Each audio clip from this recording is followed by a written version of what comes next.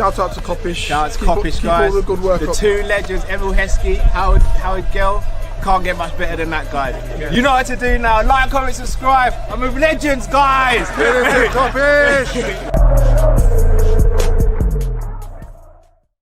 Good afternoon, lovely people. Welcome back to Team Kop-Ish. As always, when we get behind the mic, please make sure you subscribe, comment, and like. Liverpool 2, Fulham 2. That doesn't tell the full story, though. Liverpool went down to 10 men on 17 minutes after being 1 goal down. Robertson got sent off for a last man challenge on Harry Wilson. Liverpool then managed to get an equaliser, then went 2-1 down, and then managed to get an equaliser, but weren't unfortunately able to get over the line and get the 3 points. Boy, a very, very tumultuous game.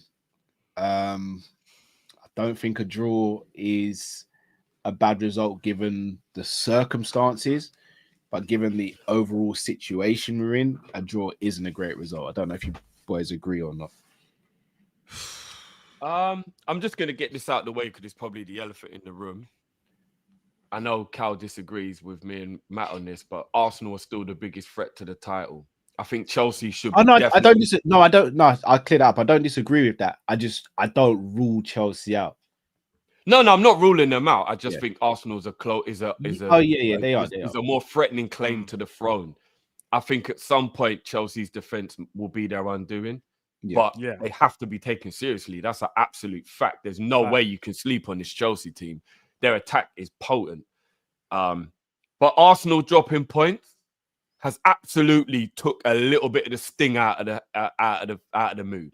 If we'd have come in here with a 1-0 win, Arsenal last-minute winner against Everton, all hell breaks loose in here. Trust me. From me, from all of us. But I will be honest, I don't know if people agree. Arsenal dropping points today, even though you can do the half-glass empty thing and go, but if we'd have won, then we'd have extended the lead, which I'm trying to really fight inside me as to not let come out, because if I let that out, then I'm still going to be angry. But the points still remain 6 between us and Arsenal. We both only gained a point today. We still have the game in hand. Pressure is a little less than it would have been. I don't know if you agree with me, but I think that's the elephant in the room. Now we can move on to just assessing this game. Yeah, do you know, I agree with that, because I think if Arsenal would have won today, it would have been chaos. It would have been madness, because it would have been, they've capitalized, and you have to look at 4 points then, Matt. Yeah, you have to look at the game in its totality. We'll get onto player ratings, whatever, but we were down to 10 men. And when you're down to 10 men and you're a goal behind, I'll be honest with you, you're fighting for your life. For us even to be at a point where we thought we could win the game was an amazing performance from the guys. I can't lie. Amazing performance. When you consider, like, we actually, in fact, you know what? In fact, let me double check something now as I'm talking.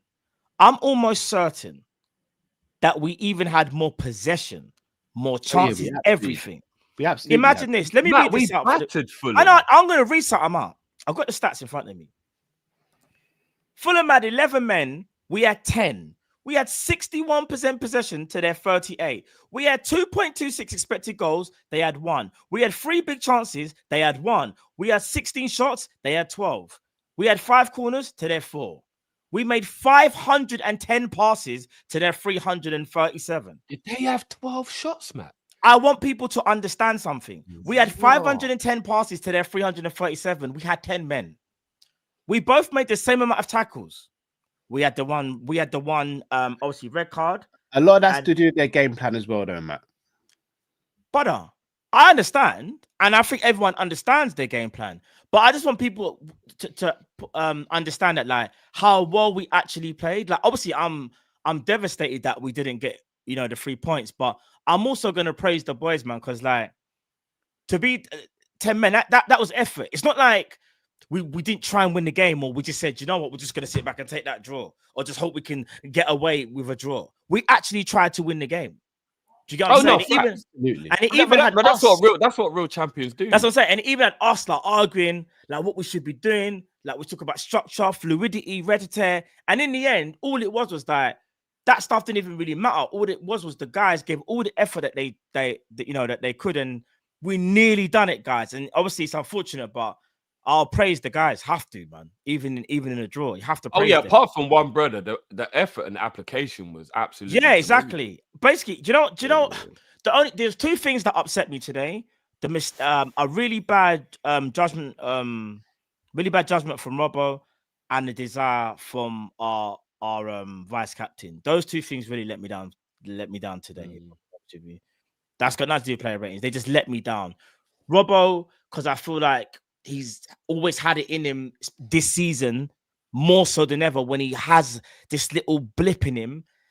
And Trent, really let me down because me and Drift agree where we were saying we felt Trent defensively has been good. But last couple of games, rumors has intensified. He's just gone into like a shell of himself, like can't really be bothered. When I've got the ball, I just spam it, look for the best. And it looked like mentally, like, and again, this is speculation. You just look at today's game, isolation, look like he mentally checked out, bro. Like, it's disappointing. Should we just jump into player ratings, boys? Yeah. We can do that. All right. We'll start with goalkeeper, Alisson. 10. He was impeccable. Alisson. The amount of times he saved us today. So I don't know about 10. Yeah, I was going to say... His passing was good. Passing was cold. He made at least way off the top of my head saves that were like game-saving saves. Especially that one right at the end when the Dharma blasted at him from like close ranges. I thought Alisson was... Alisson... No, he was very good. I wouldn't have given him... I'd have gone 8. I'd have gone 8 today. I personally would have gone a bit higher than that. I probably would have said 9, personally. I would have gone 9. Okay. I thought it was very, very good. Because like just said, like, I would... I don't know what else he could have done today, to be honest. Do you know what I mean? What else could he have done today? I don't know what else he could have done. Because I'll be real, got up after taking a knee in the face. That's probably true. And I'll be real, that shot that Gomez didn't he allowed Adama a bit too much space to get the shot off. Yeah, that's a great that's save. Actually a great, because he says it with his feet. Yeah, that's how in between his like thigh and his calf. He said, yeah. So you know what? So Jiffy said 10. Kyle, you said 9, didn't it, Matt? So we go for a 9. All right, cool. All right, let's rip off this freaking Band-Aid. He don't even get a rating today. It gets a 2 for me. Is there? We need to make Trent. No, Trent. Oh, is it Trent? Oh, yeah. Oh, yeah, 2. 1. I'm gonna be real. If I can make up a category on the spot right now, I'd actually just put NA, non-applicable. Big man thing. If we could put like the 0 or minus something. Today what wound me up the most wasn't just that his quality, because his passing was horrendous. Yeah. Which is literally the opposite of what you ever say about Trent. Yeah. Today it's about application. If you're trying, I can accept poor passing and all that kind of stuff. I really can. I'm going to still be upset that you didn't have a good game if it cost us. But if your application is there, I can 100% accept. Nobody's perfect and shit happens. But when you're passing and your overall game is poor, but then I see you're not even trying to make up in any desire, I'm sorry. That screams to me entitlement. Because I'm going to be honest with you, lot. You see, when you're around people and you're letting people down, if you don't feel like you have to rectify that, you believe you're allowed to do what you're doing, and that's entitlement. And I'm sorry, that is unacceptable. When you're having a bad game, at least if you're making effort, people can understand that you're still trying. And it happens with a lot of players we have in our team. I use him as a prime example, Szoboszlai. Even when he's having a bad game, you never doubt his effort. You might be upset with what happens from his overall performance, but you will never come into a match reaction and say, Szoboszlai wasn't trying today. Szoboszlai wasn't making effort.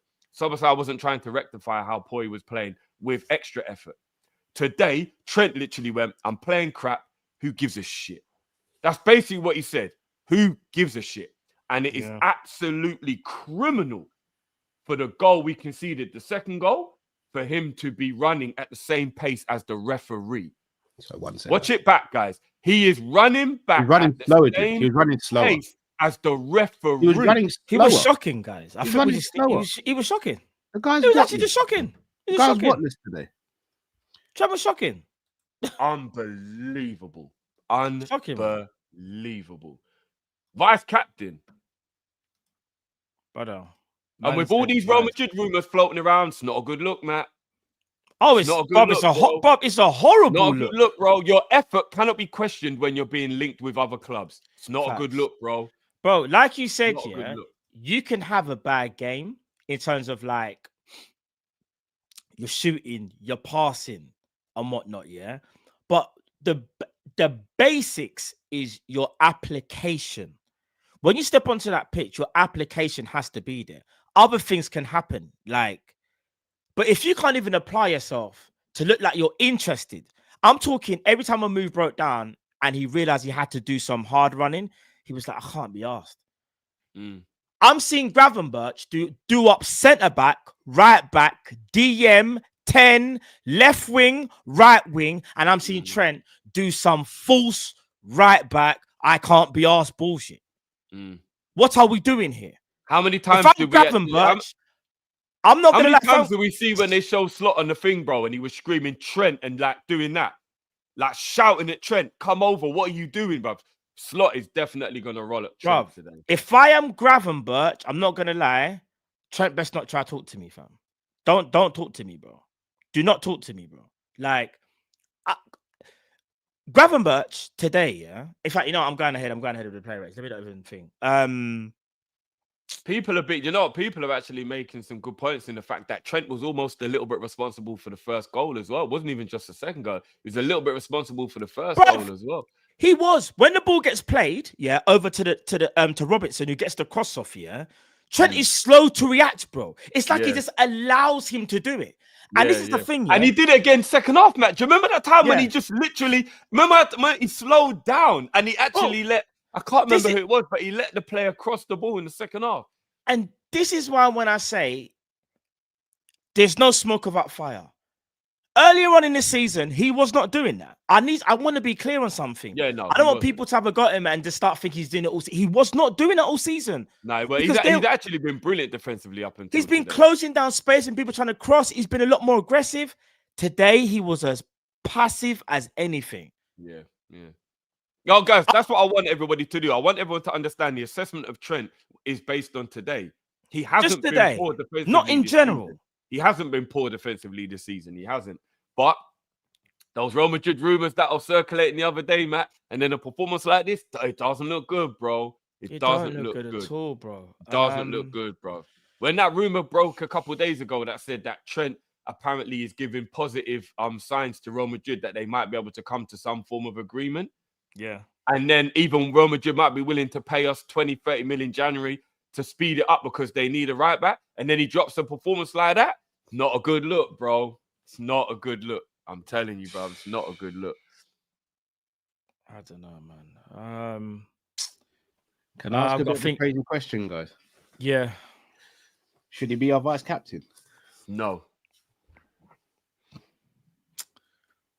I've always said, I know this goes back to that little banter we had with Matt, where we used to say Jones and he would say Trent. We used to banter. But even putting that to one side, Trent's never and ever will be captain material. I don't get it personally. Do you know what? I'll be honest with you. Take away even the Real Madrid links. He's vice captain because he's Scouse effectively. Yeah. And I'll be honest with you. I used to think, because I don't know whether he has that. It's gonna sound really rude, but I don't know whether he has that same type of like desire that he once had. Drive. Yeah. Hold on a second. I've got Lee calling me. This could be the most shameless call I think I'm ever gonna have in my entire life. What's going on, Lee? Bro, what's going on, fam? Fucking manager out of my club. What? Sorry? What? Did he say Arteta out? He said he's Arteta out, fam. Bro, was it that bad? I remember we haven't seen the game. We just knew that you drew. No, I put him louder, man. This is loud as you can go. Lee, I'll just let you know, Lee. I'm not setting you up. I'm just putting you on the on speaker, yeah, so everyone can hear you. So just let you know. I didn't even know you No. Tell him to stay. Tell him to stay. You can stay if you want. No, you can stay. No. I'm gonna show you. Do your thing. You not do your thing, man. You not do your thing. I shut you off for the show. I shut you off for the show. No. All right, love. Cool. No, do you know what? I actually respect that. That means that Lee wasn't even bantering. He was actually calling. Yeah, he didn't know. He said he didn't know I was streaming. Yeah. I respect that. That means he gave his honest opinion then. So yeah, that means bro. Because I'll be real. I don't want to get into Arsenal stuff because it's about us. But when I saw the stats for that game, brother, I haven't seen the game. 0.17 for Everton expected goals. That means they didn't even try to score.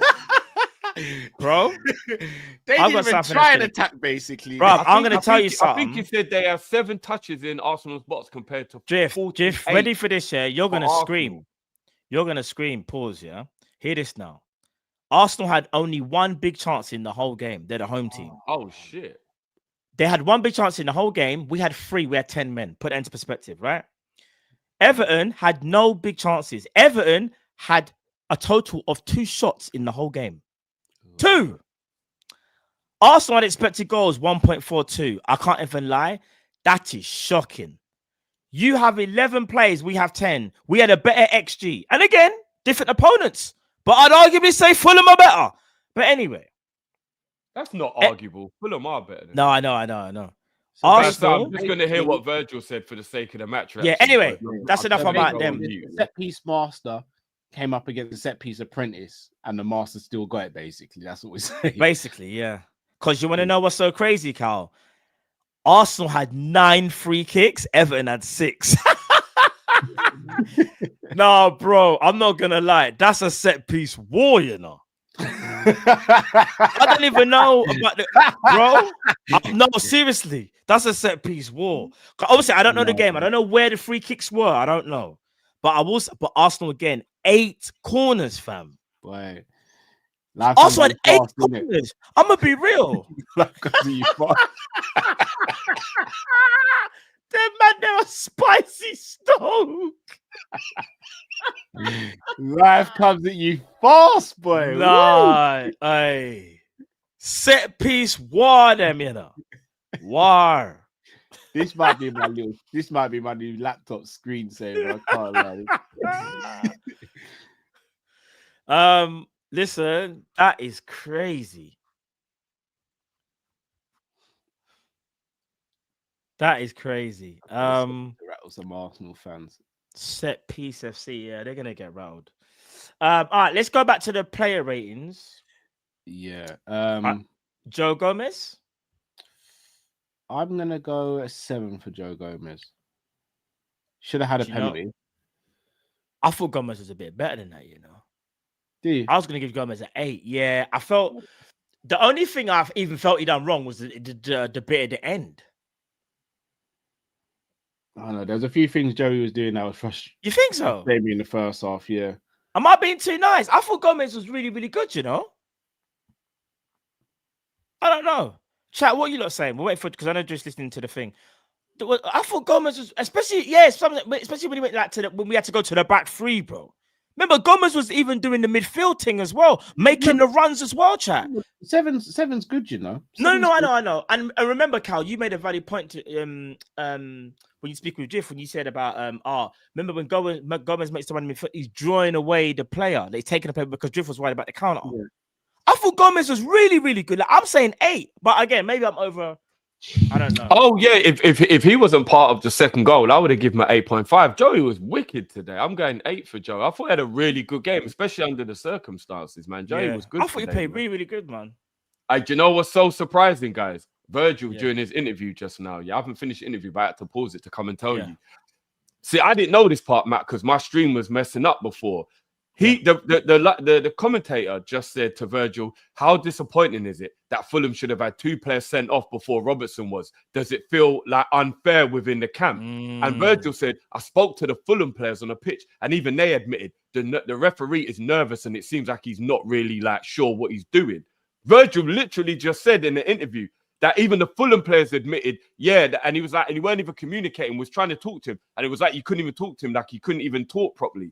That's mad that they think that. Bro. But Even But the again, Fulham players, he said, admitted bro, it, bro. So that just goes to show you that foul on Robertson, sorry, again in the first like how many minutes, yeah. When So I people missed saying it. So Matt, was yeah. there 2 times when there should have been a red card Yeah, for what was Fulham? the other Yes, one? all right, so the one on Gravenberch, bro, you lot didn't see it. His Achilles got absolutely effed. I'm telling you from now, more pressure. Gravenberch potentially might have been out for the season. Could have broke his ankle. Gravenberch is running. The defender, someone comes up behind him and tries to get the ball. They're so far away from the ball, they just go straight down his near the ankle Achilles, bro. It's a horrible challenge. And I was like, that's a straight red. That's actually a red. So how do we get the first red card, but they had 2 that weren't given then? Because it's Liverpool Football Club. I don't even know, bro. Oh no, I don't Cal, come on. It was Sorry, rhetorical. the PGLOL. It's not the PGMOL anymore. It's the PGLOL now. That's what they're called from now on. Like, but I on didn't know that, you know. I didn't know they should have had 2 red cards. bro, it's the Gravenberch one. For those that saw it, tell me I'm lying. Like that one, a red. Because some people still feel like the Robertson one was the red, but I still feel like that's clumsy enough for that to be a red card, you know. Because he just smashes Robert in the knee. It's high. It's how you perceive it. It's whether you think. And again, because it's not you can tell it's not intentional because Robert gets there too fast.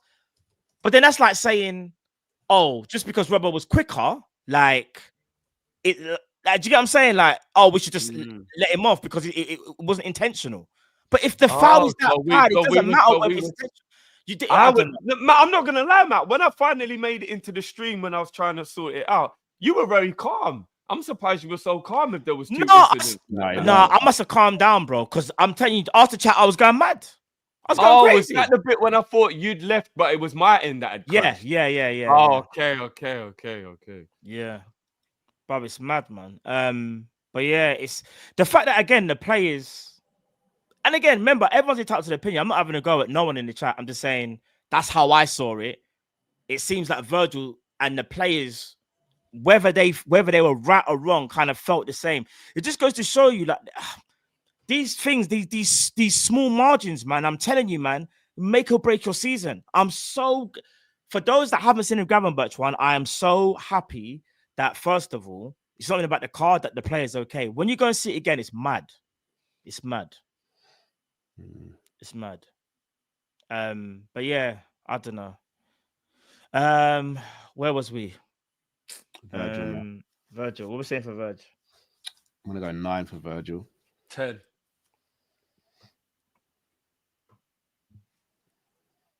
I don't think Virgil did anything wrong today. His passing was exemplary. He even was getting up front towards the end, trying to help. He was the only one in defense that I felt aerially was doing well. You know, like when the ball was in the air, he was the one that was making sure everything was his. He was winning everything. Do you know what I think we underestimate more about Virgil than anything? His absolute anticipation of where the ball's going to land, how, like, the jumping, you know, like, because remember, when you're good at aerial duels, people always think, like, it's about, like, strength and like, how good you are at physically headering. Timing, Cal. It's the timing, bro. Yeah. That was why Thiago at 5'5" was so good at heading, because it's about timing, bro. And said he's Lissandro. Thiago can't be much more taller than 5'5". He was little still. No, Thiago about 5'7", 5'8". Yeah, but you know what I mean. I would see him out jump 6-foot midfielders because his timing was impeccable. Yeah, it's all about timing, and Virgil's timing is impeccable, man. I'm going 10. I don't think is he 5'9". Raw. Yeah, that doesn't surprise me. He's taller than I thought he was. I didn't realize Thiago was that tall. Yeah. 5'9" isn't even really short. I thought he was shorter than that. What are we saying for Virg? We said 10, innit? I went 9. I went 9 for Virg. So you got the deciding one, Matt.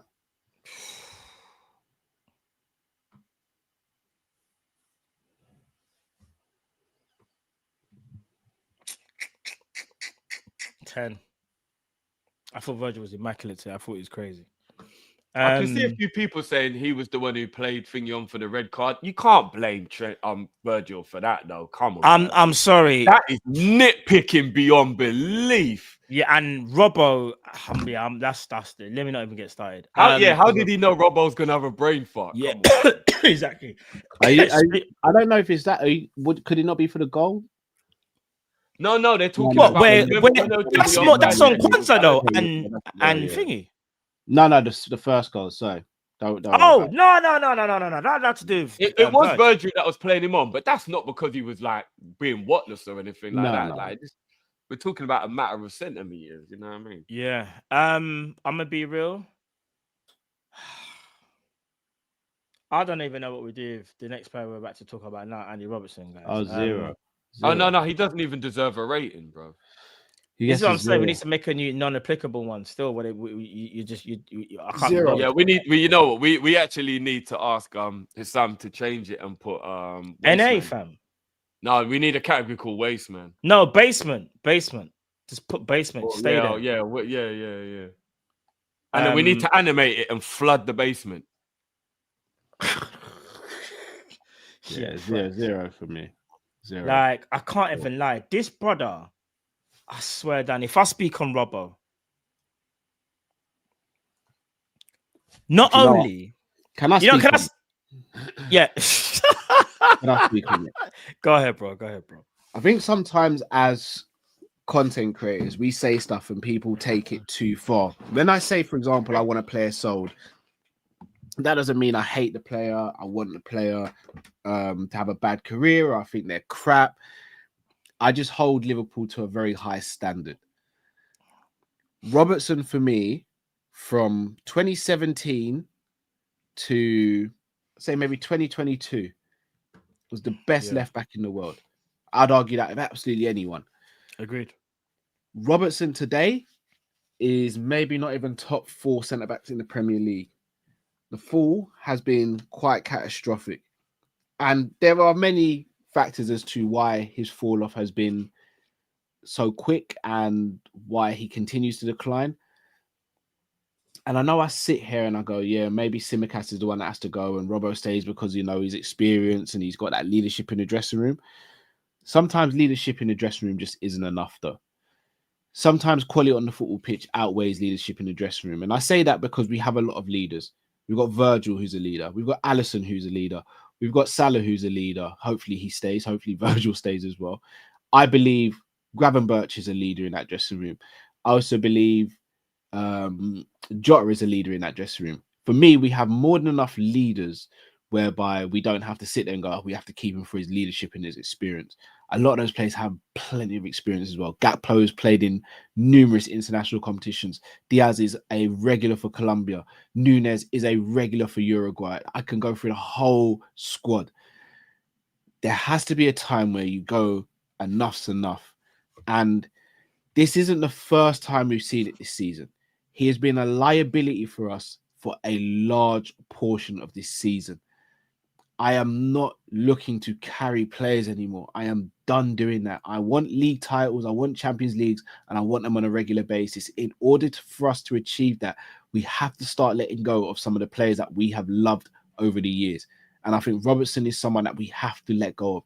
If that means we let go of him and Tsimikas and we bring in 1 or 2 left backs, or a left back and a centre back who can do both, then I'm here for it now. It has to happen now. This has to be his last season at the club. And if it's not, I'll be quite disappointed unless he goes on and has a great season next season, which I just don't see happening. His legs are gone. His footballing IQ isn't what it should be. And he is costing us points or costing us moments in games, which is having an adverse effect on the team. Enough's enough. We need to rectify this situation, whether it be January or in the summer. But either way, we have at least 1 left back that's not good enough, maybe 2. Robertson is not it anymore. I love the guy to bits. We did a show called On the Members, which was we had to name our favorite Liverpool all-time 11. I think all of us had Andy Robertson as our left back, right? So there is no hate here. There is no agenda here. Say that again. Who did you have? I had Risa. Oh, you had Risa, but Robbo was your second in command. So Robbo, Robbo, I said it's close. Yeah. There is no hate here. There is no agenda. I know people might clip this up or they might see this in isolation and go, oh, Cal's overreacting. That's fair enough. That's your opinion. I have mine. You have yours. That's fine. Time is now. I'd rather he leaves now or soon and still leaves a legend than leaves in a year's time and is seen as a villain. The time's now. The reason why we still love Flacco and Henderson is because they left at the right time, in my opinion. The longer Robertson stays, the worse it becomes for me.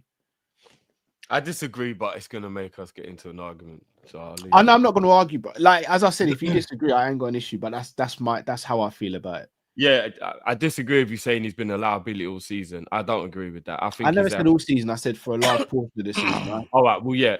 I think he gave away the 2 penalties, which was some real donut moments, and he's had the red card today, and those are real standout bozo moments. I agree. He's on the decline. I agree, 100%. I don't disagree with that stuff. Liability, I think, is too far. His average rating this season has been 6.7. He hasn't had a bad season. He's just had some bozo moments within the season.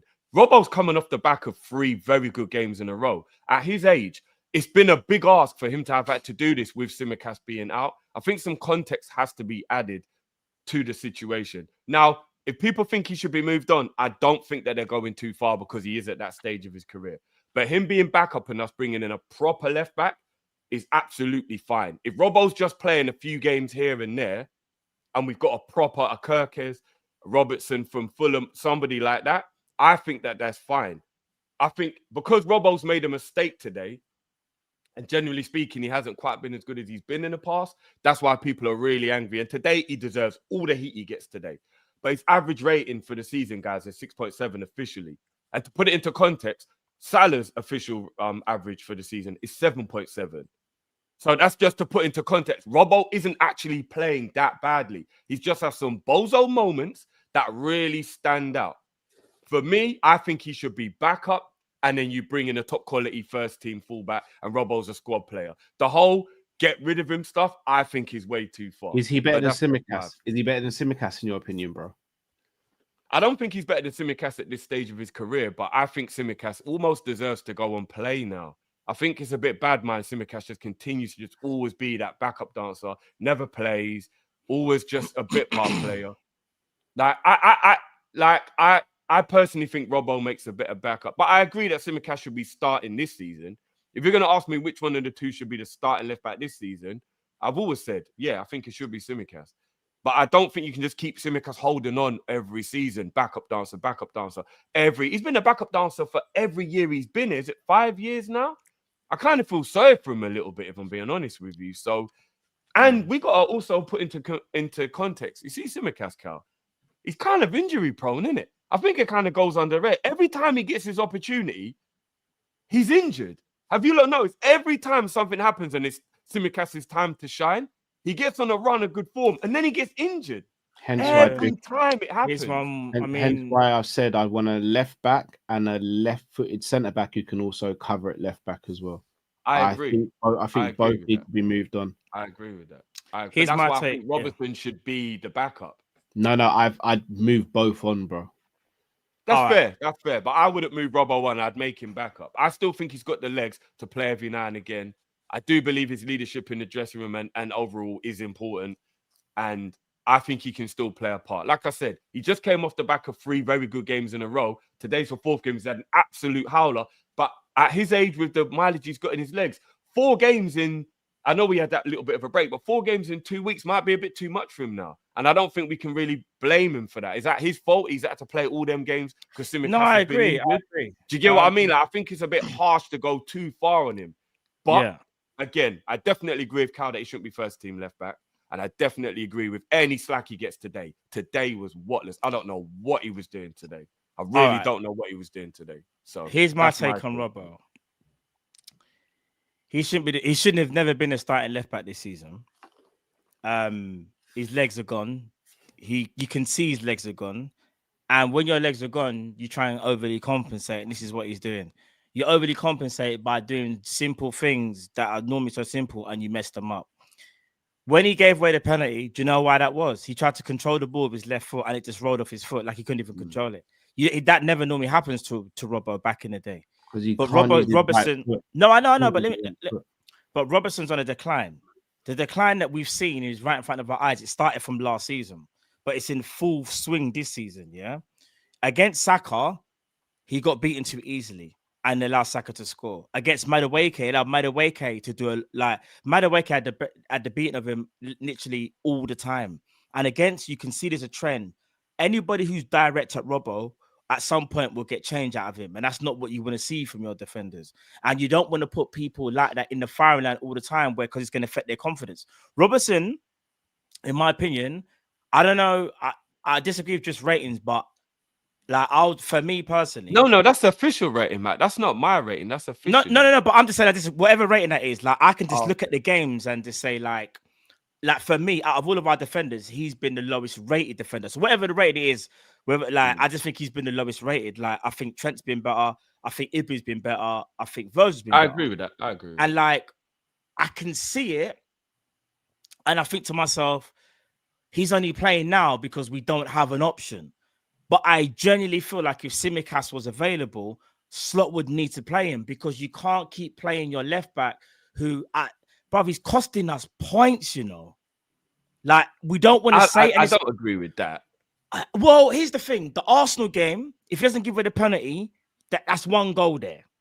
You could argue. No, the Arsenal game was the Saka moment. He didn't give away a penalty against Arsenal. Saka Saka had him on toast. What I'm saying, I know it sounds harsh because he got blended. Saka does that to most fullbacks, though. Even though I agree with you, he did have him on toast. Saka does that to most fullbacks. But even because remember, Robertson's giving away another penalty earlier on. No, I don't think we won the game still, didn't he? But he gave away another penalty. It was Southampton. No, not Southampton. And Southampton and Real Madrid. No, because Southampton was away, Cal. Wasn't it the home game he gave away a penalty against? It wasn't. I don't think it was. Hold on. Guys, he gave away a penalty against Southampton where we won the game 3-2.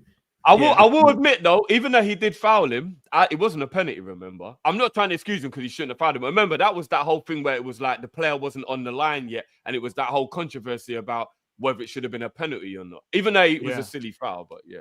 Yeah, and then we got live. I'm not going to lie. No, I know, but it got saved. So we kind of... You kind of glossed over and it gets saved. It kind of doesn't. Yeah, he got away with them both. Do you know what I mean? In the Southampton game, we come out of the game going. Remember, I spoke about it in the preview saying Diblin's a good player. After the game, we were like, "Boy, Diblin might do a thing in our squad because of how he treated Robbo that game." Diblin's been Man United's target. People want him. He's a good player. That Diblin. Listen.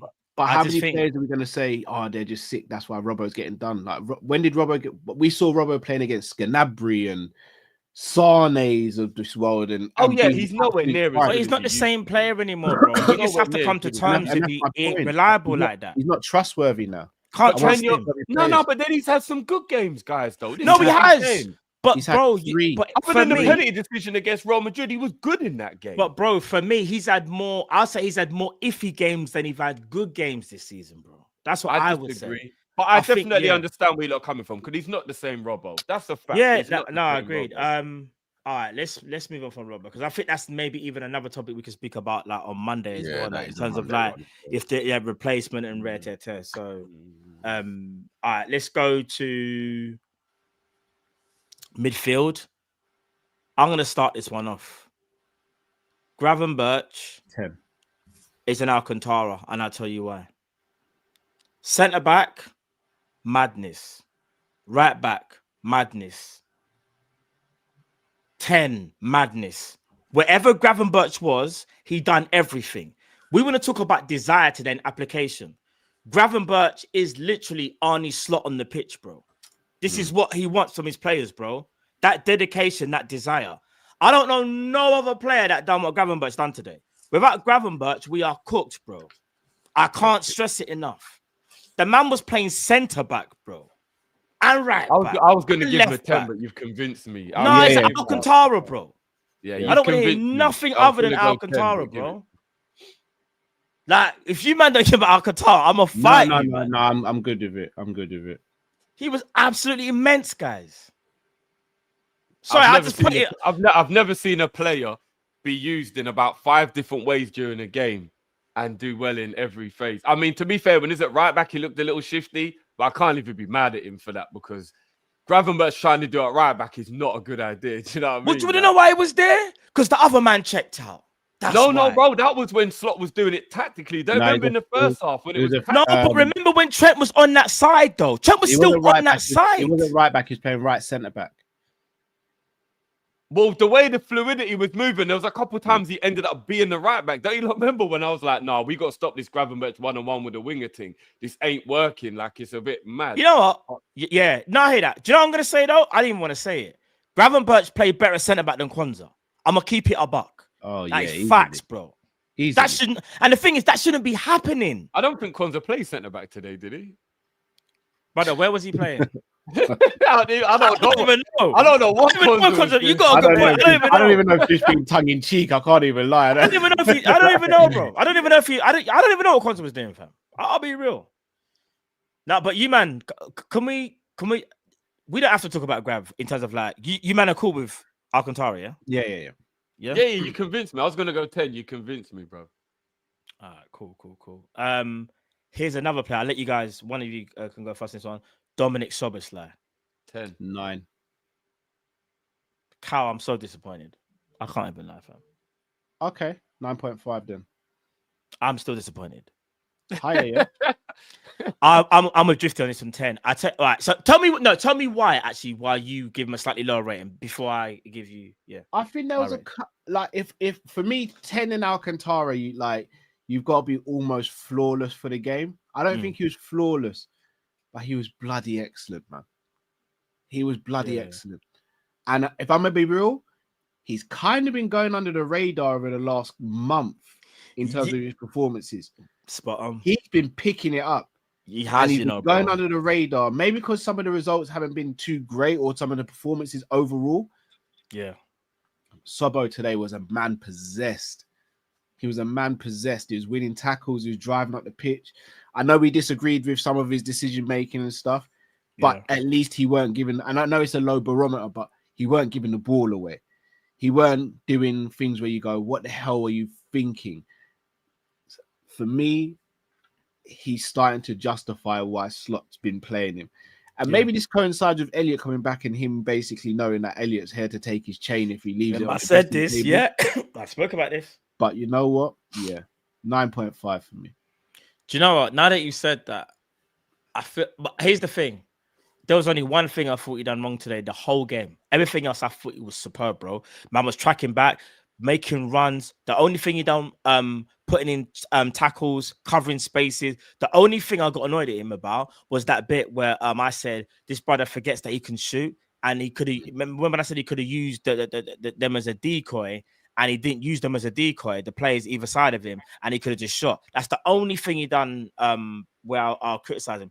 Everything else, I didn't see Szoboszlai lose the ball like that. Like how sometimes when he's under pressure, like he panics or it ricochets off his shin. I didn't see none of that today. I thought he was cold today.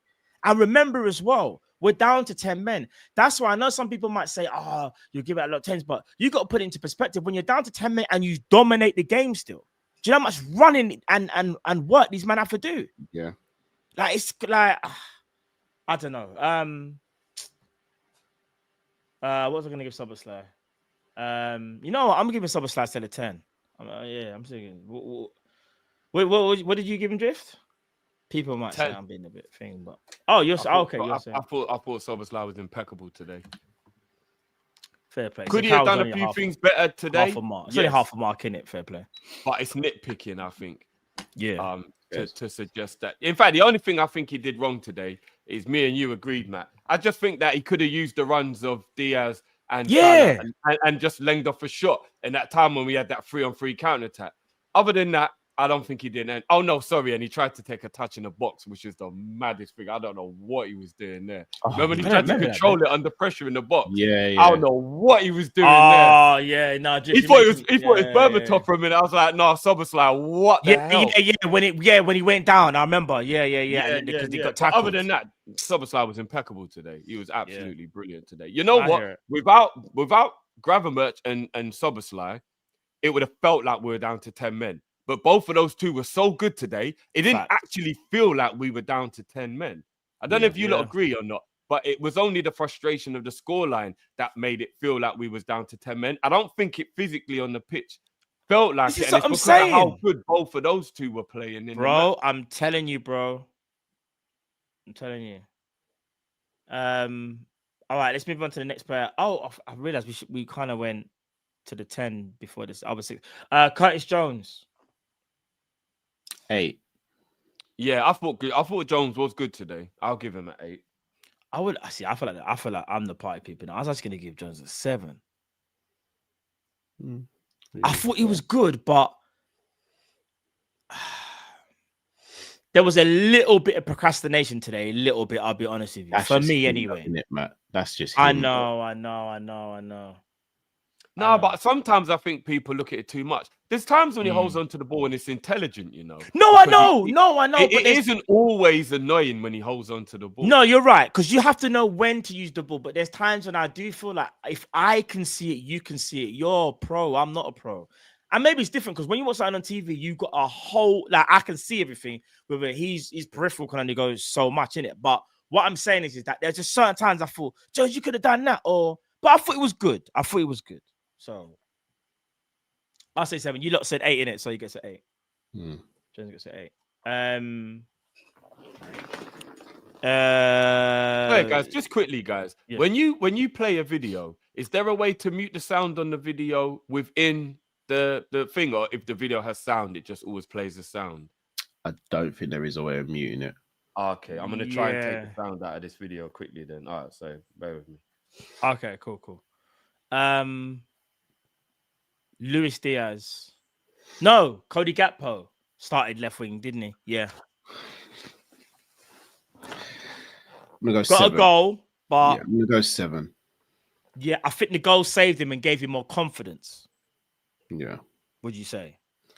Yeah, I don't really want to speak about that because I always get accused of having an agenda with Gakpo, so I'm just gonna keep it. I'm gonna say 7 and keep it moving. Yeah, do you know what? I actually think 7 is probably about right. I don't think he had the greatest of first halves, and it was the one we were going to sacrifice. Excellent goal though, an absolute. Yeah. And not even just the goal though. I think he was playing well second half, and it was quite surprising he was one of the players sacrificed at the time when he came off. I was a little bit surprised at that decision to bring him up because I thought second half he was playing well. So considering he got the goal as well, I'll go 7 for Cody today. I agree with you, man. I'm not even. Yeah, I agree. He gets 7. Luis Diaz. I'll go 7 again for Diaz. I personally think Diaz was better than Gakpo, even despite Gakpo getting the goal. So I'm going to go 7.5 for Diaz. Do you want to know what? Yeah, I don't know if you guys have seen it. Yeah, He battled today. Diaz bloody battled today. He did. You know that bit where everyone was trying to do like the no one wanted to shoot when everyone was in the box. You remember we had like 3 players. Yeah. Bro, I've just seen a still image of when Diaz done it. You're gonna scream when you see someone so open. Because I didn't see it at the time. This is hindsight, remember. So this is not. I'm not factoring this for the ratings, by the way. This is not a part of my rating. This is just I want. Do you know when I was saying he was dilly dallying? Man. Look at Salah. Oh, I wish I didn't see that now. You man, look at Salah. When I saw this, I felt sick. Oh, shit. Remember, I didn't see this at the time. I just thought he should just shoot straight away. And Drift was like, but he had a player because when he fakes the first one, he then fakes it again. Do you know what? It is really difficult in like when the game's running quickly to like see. I know because like you know, Drift, you're not gonna, bro. I can be honest. I did not see this during the game. I'm only looking and seeing why is he dilly dallying for? Remember, I'm saying you don't have to do 2 fake shots, bro. I'm saying maybe do 1 fake and bang. But bro, when I saw this year, I was like, Lord have mercy, bro. Yeah, I think there needs to be a little bit more context added to the fact that in open, like at full speed or whatever, it wouldn't have been as clear and obvious that Mo was open like that. Do you get what I mean? Like, but because I'm even thinking, it is damning looking at it like that though. It is damning. It is, isn't it? Like in hindsight, because I look at it thinking, maybe he didn't pass to Mo because maybe Mo's offside. Because I'm not gonna lie, Matt. Look at the Fulham defender. He's on the line, so Mo can't even be offside, bro. Because what you got to remember is that is the moment that Nunez has just passed it back to him, right? He hasn't even got the ball under control yet. Yeah. Do you get what I mean? So, like, by the time he controls the ball, the angle for Mo is probably closed down. Because remember, that you can tell in that still he doesn't have control. He's literally taking his touch. Yeah. in a crowded box. Do you get what I'm saying? I'm Actually, not saying do he you know could what? have done better. I'm just saying that image is a little bit skewed because what that image is looking like, he's run onto the ball and Mo's just so obviously there, but that isn't how it was. Do you know what, Drift? Do you know what? I'm gonna be real. I think you've made a very valid point, and I'll tell you why. I've just seen the video footage. You know what I'm gonna do? Hold on. Do you know what? How am I gonna show the video? Because I can take out the audio. Hold on, give me 1 second, guys.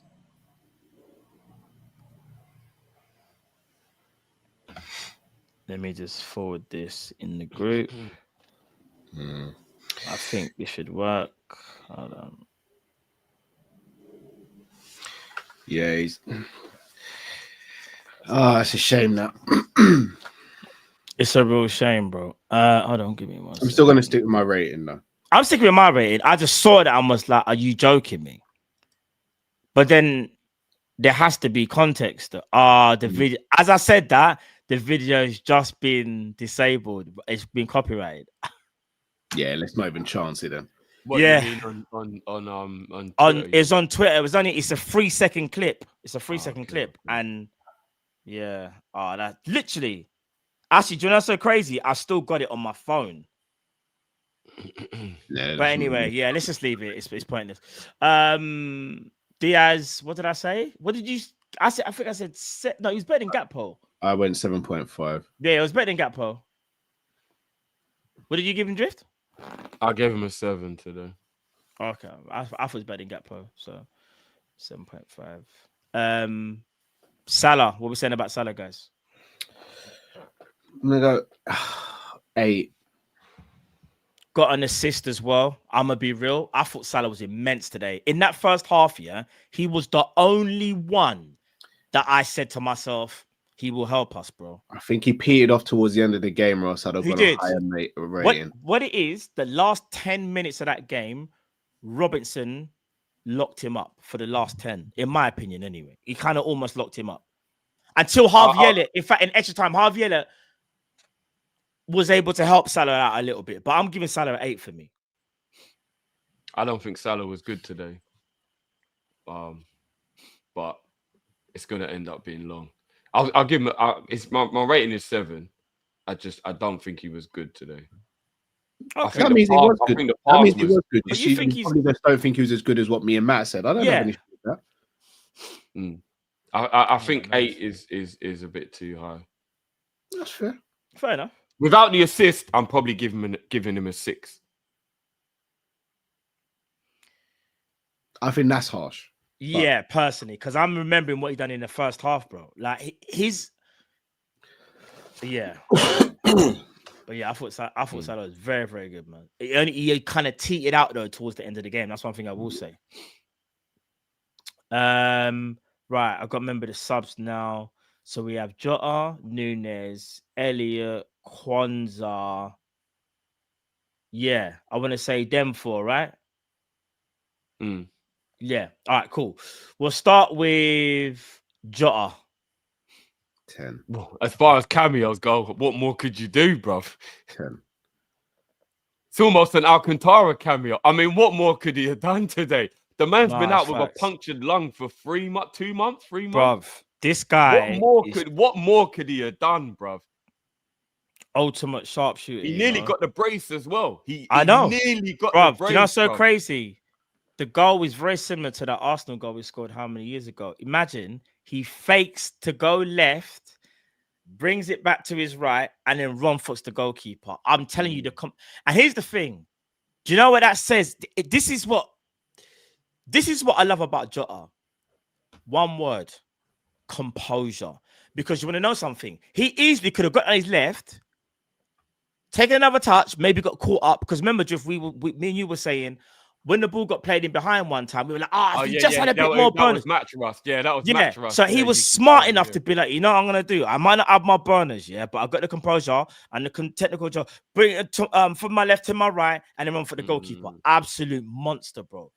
We just need to keep him fit, bro. But yeah, Jota 10. Do you know what's weird, yeah? And I Jota know 10. he's nowhere near as good as the guy I'm about to say, so please don't run with it. I'm just telling you, sometimes when something reminds you of something. Every now and again, Jota reminds me of Suarez, you know. Every now and again. A mix of Suarez and Fowler for me. Every now and again, Not Jota as good does as either something, of and he them, Not as reminds good, me but of he's got Suarez. there's elements. I know what you mean. Yeah, There's he's definitely elements of Suarez and elements. Fowler. Because you're right, Drift. You see when he done the turn to the, that's what Suarez would do. You know that. Yeah. Suarez never would run. It's hard to explain. Suarez is thinking, I'm just gonna cut inside. I'm gonna wrong foot the goalkeeper says off. Sorry, the defender says off balance. Yeah, that's yeah. exactly. You're right. I agree with that, bro.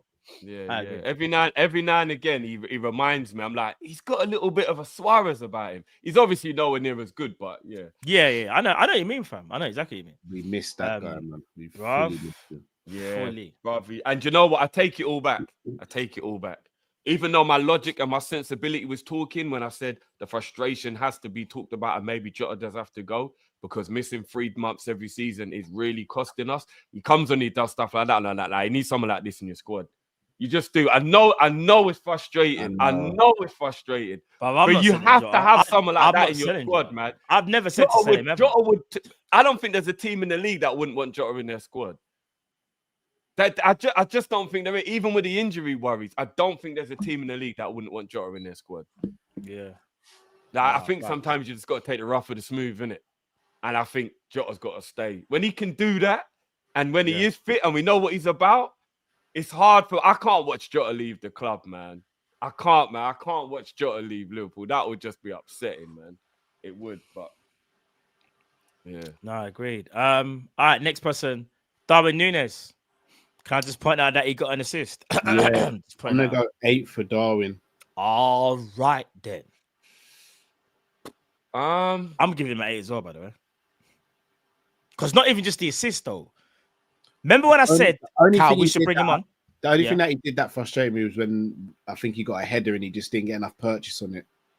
Oh, no, that's Diaz. Oh, shoot. We didn't speak about Diaz's header, bro.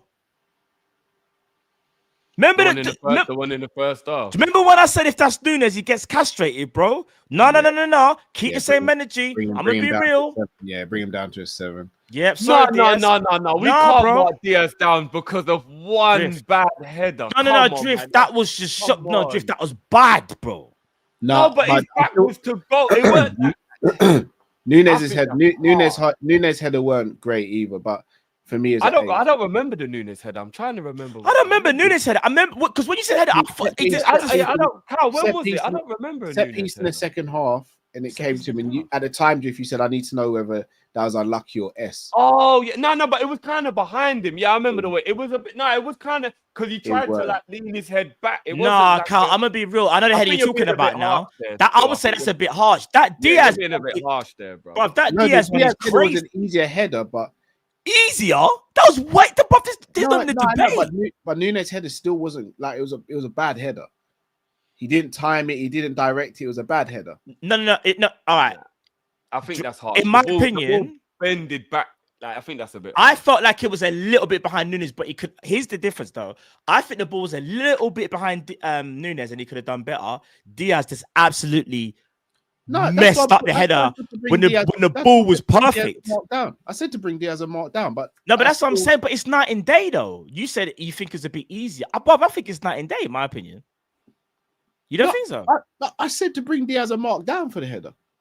I think that's harsh to mark Diaz down for one missed chance. I think that's harsh. Nunez is going to get an 8 because you lot both gave him an 8. I'll give him a 7.5. I thought he was very good when he come on. Maybe 8 might be just too high, so I'll give him a 7.5. I think it's definitely harsh that Diaz has been marked down for that missed header, though. That's very harsh in my opinion. I think that might be going a bit too. It wasn't just that though. It was also the chance where he's trying to do Joga Benito as well. I forgot about. No, but if you look back on it though, Cal, the player was about to block the shot, and it kind of was smart that he tried to change the angle. Yeah, if you go back and watch it, bro, you'll see. He didn't need to chop it 28 times though, Drift. That's my point. He only chopped it once, bro. He didn't chop it. He only chopped it once, but he chopped it twice. He done it twice. I'm looking at it now. He does it twice. I'm looking at it right Both now. times, Matt, wasn't there a player blocking the shot? All right, Like, so you know that bit where I need to get this video. I think that was a bit harsh. When you go through the when we do the supers, I'll get the video ready and yeah, I'll get the video ready. All right, next is Harvey. You know what? I am quite surprised, and I commend you boys. Cheers for acknowledging Nunez's assist, because apparently assists where Nunez makes them don't make a difference. No, Drift, don't do that, Drift. Drift, why are you gonna do that? You're going too far. Why are you saying that, fam? You're going too far. Never said assists don't mean anything. I never said that. I mean, that's what I've been told, but no, you just put too much emphasis on an assist for a striker who misses so many chances. I just said I count it in my assessment, and people told me he's a striker. Assist shouldn't be counted for Nunez. No, we shouldn't count it, but the main thing he gets paid to do is put the ball in the back of the net. All I did was appreciate you guys acknowledge his assist. That was it. Am I not allowed to say big up you, man, for appreciating? Never not acknowledge. You had to throw the little jab in there. You just had to, innit? No, I'm actually just happy that it was acknowledged. That's cool. It's cool. I'm not even gonna respond. That's cool. I'm never gonna respond to the jab. Cool. Harvey Elliot. I'll be real. 6. It's the corner. I'm gonna go 5.5. I thought the effort was impeccable, but the application wasn't quite there. And I'll be real though. Remember, he had a really good shot that he nearly scored. Where Drift, you said he could have run into the space. Drove into space and made the shot easier for himself, though, Matt. Like him trying to get it back on his left foot made it more difficult. He had all that space where he could have just drove forward and had a right foot shot, and maybe a rebound might have fallen to someone or something. Maybe I'm being a bit harsh, but his corners were poor as well. He looked mad rusty, mate. He's the guy who ain't played for. Yeah, I agree. He was pretty tight. You know, I'm with Elliot 6. You know, I'll give him a 6. Yeah, I'm not mad at 6. I'm not mad at 6. All right, Elliot 6. I think Elliot 6. Oh Lord. Quansah. 3. Brother. 3. I think you're being a bit too. Boy, I'm even never gonna lie. the way Drift is. No. Drift, you need to recreate that. Drift is one of this, you know. I don't know if Quansah can sit in the grey cow. I don't, bro. Fair enough. Quansah, I'm gonna give my perspective first. I don't think his ability, in my opinion, is not in question. So to so much say his mentality, his confidence. He has no confidence. He's been out of favor, and every time he's come onto the pitch, and not only that, this is where I agree with Drift. Slot kind of threw him under the bus for the Newcastle game at playing at right back. He was horrific. Then he comes back in again and has another game like this off the bench. He looks like his confidence is gone. And I've always said this, no matter how talented you are, if you haven't got confidence, you can look at the worst player in the world. He's going through a confidence issue right now. Do I think there are holes in his game? 100%. Because I've always spoke about his athleticism is always going to be a problem for me in a high line. And I don't think he's as physical maybe as obviously like Konate. And dare I say it, maybe even Joey. The ability is still there, 100%. I'm not denying that. The ability is there. But I just also think as well, we need to pump the brakes when we do praise our players. And rightly so. I don't think we were wrong to not praise him. But let's not overpraise, in my opinion. Because I think you can praise without overpraising. But for me today, I felt like there was no confidence in this brother, you know. And it was a sad thing to see. None, bro. You know, Matt, sad, you'll get this. You know when your energy level on Street Fighter is so low that you can't even block. It's blinking. Am I lying, bro? His confidence is so low, bro. He can't even block right now, bro. You have to jump. Like if any attack, you have to jump. You have to get out of the way. You can't even block, bro. That's it, bro. His confidence is on the floor, bro. And I'll blame the manager for that because the manager's kind of throwing him in here, there, and everywhere still. Manager's got to have more responsibility for a young defender. You say that, though, Drift. First game of the season, Ipswich threw up a mare, got subbed at half time. Then in the Carabao Cup against Brighton, threw up a mare, got subbed off before the end of the game. So but this is all confidence based, though, Cal. This is what I'm saying. His confidence has been in the mud ever since he made those mistakes against Ipswich. Yeah, but if you get hooked at half time and never play again, how do you get back your confidence, bro? But what's the manager meant to? The manager's not here to baby anyone. No, but then when Slot's bringing him on, he's bringing him on at right back, Cal. No, that's happened. Bro. No, that's happened once, Drift. In the game against today, Brighton, he was kind of right centre back, right back as well. When he came on, he played centre back. He came centre back. Yeah, but it was in a back three, and then there were times when he was at right back kind of by default. I don't know, man. I think the manager's hung him out to dry just a little bit. But just his a little first bit. game I think against the manager's Ipswich hung him was out poor. to dry just a little bit. His first game against Ipswich was poor. Then he the game against Brighton in the Carabao Cup with Cruz, and he makes 2 mistakes in that to bring it. He was good in the game prior to the mistakes, though, which was weird. Yeah, but the mistakes put us in a bad position again.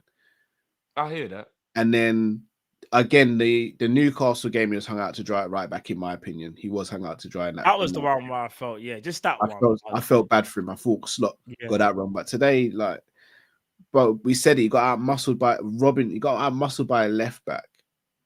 Then the header when the ball's in the air, he could have brought that down. He decides to try and header it back, and he goes for a corner. But he was. I gave him a lower rating than you today. No, but I'm saying I can't put this on the manager. Apart from one game, I can't put this on the manager. This is the player. No, I'm saying that Slot ain't helping. I'm saying I'm not. Of course, the player has to take responsibility for himself, but he's not playing at centre back a lot of the times when he's playing. So I'm saying that it's not like Slot's making it easier for him. It's once he's not played at centre back. It's once. Nah, he came on at right back. I swear Real Madrid and Newcastle, he came on at right back. No, he started the game against Newcastle, if I'm not mistaken. No, he started at Newcastle at right back. No? Newcastle. He came on at right back again. I remember he started at right back. I'm sure he's come on. I'm sure he's been brought on twice and put at right back. I think maybe it was brought on, but Quansah deserves 75% of the responsibility, but I'm still putting 25% on the way Slot is using him. When a player's low on confidence and he's young, I think you've got to be a little bit more delicate with him. I just do. Like these are very questionable times in a player's career when you're at this stage of your career in a big club. I just think it needs to be managed a little bit better. Just a little bit. That's all I'm saying. Is there it just needs to be managed a little bit better from Slot. Is there a mentality issue then? Because Conor Bradley made the mistake against Nottingham Forest, right? That led to the goal. And he kind of got hooked. But whenever he's played apart from that, he's been fine. No, he wasn't hooked. He just didn't play for a while afterwards. Do you know what it is, guys? Hooked after that game. So is it a mentality issue with Quansah then? But Quansah was embarrassed. That halftime substitution in Ipswich is embarrassing. But here's the problem, though. When you've got someone as great as Ibu waiting for his opportunity after he didn't finish the season last year very well, Quansah makes that mistake, and you're like, okay, Ibu's then flawless. All he can do on the bench, Quansah, is just wait for the opportunity. But whenever he's been given the opportunity, whether it's been at centre back or right back, he just hasn't looked convincing. And I understand, actually, there's been times at right back I thought, you should be playing right back, but you just got to be ready. And I know it sounds harsh, but this is the game that we're running it. Like, it is harsh because you're not playing in your favorite position, but you have to be ready. And if you're not ready, the manager is not willing to wait around for you. And that's the problem. Because I do think Slot is more ruthless than Klopp. If you're not ready in that moment, he hasn't got time for it. And it's very different to what Quansah was used to, obviously, when it was Klopp, because remember the mistake Quansah made against Man United? That had no effect on him because Klopp was like, don't worry, fam, you're playing next game kind of thing, innit? Whereas Slot, remember, in the first game of the season, Quansah didn't even make a direct error. It was just he was getting out-muscled and out-jeweled. That's all that was. He was just losing his individual battle. But he didn't actually cost us anything. That's the difference. When you got another manager, he not allowed, but do you know what I mean? Like you made a mistake, big mistake, and he's like pat on the back, don't worry, we'll go again. He's very, very different, contrasting. Like he's very, very different. So yeah. You can tell he's in his Did you see him at times he was doing this today? I don't know if you saw it, kept shaking his head. That's not good either, you know? Yeah, it's not. That's not good. He made a couple of good tackles today, thankfully. He did right at the end, yeah. I'm putting him in awful. Don't know about you guys, but no, yeah, he's got to be an awful. He has to. Yeah. And last but not least, Arnie Slot, before we bring on another person to the panel. Yeah, what we're saying for Arne Slot, guys. Some of what he did today was absolute tactical genius, and other parts of it was frustrating and it was madness.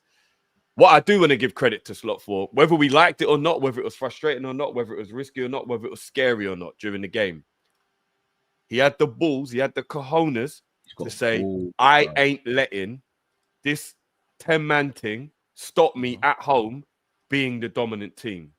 And I don't think we look like we're down to 10 men for large portions of the game, which is a credit to the players, but also to the way Slot had us playing.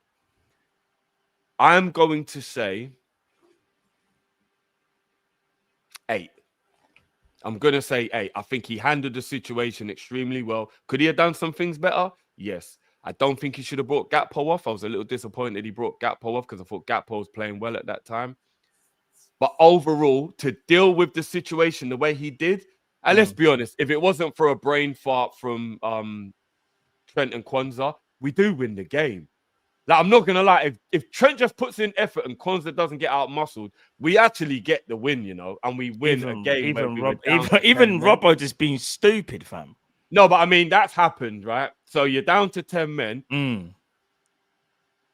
And that's why I'm actually taking the 2 marks off a Slot. He should have brought Trent off.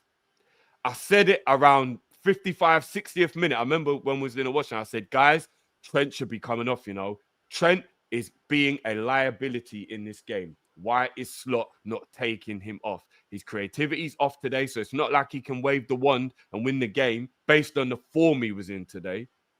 And his defense, he's becoming a defensive liability.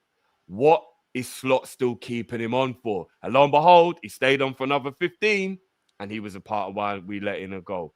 If Slot had took him off, I think we win that game and Slot comes out of here with a 10. I really do. But he left him on. That was part of the problem. So that's why I'm giving Slot an 8 today. Just out of curiosity, who would you have taken him off for at the time?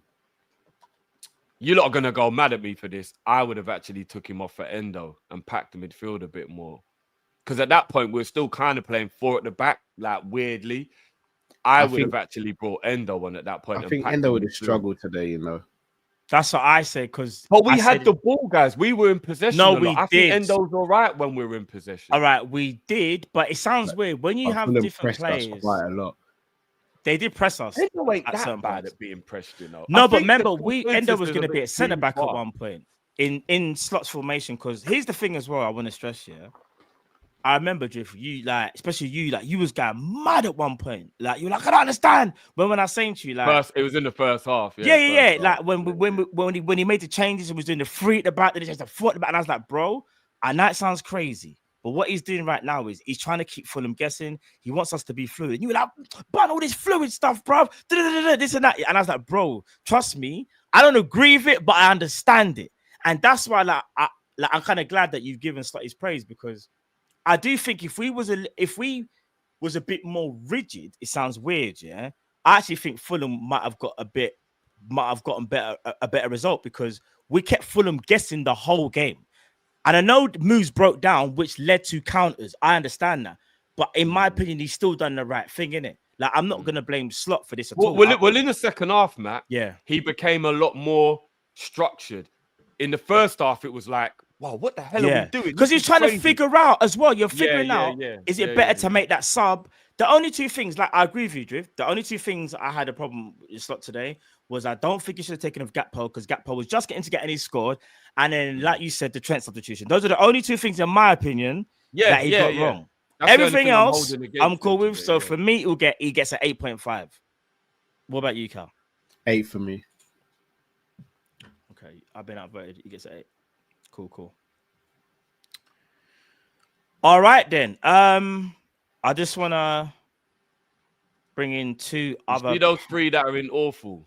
Yeah. We win the game if they don't do that, you know.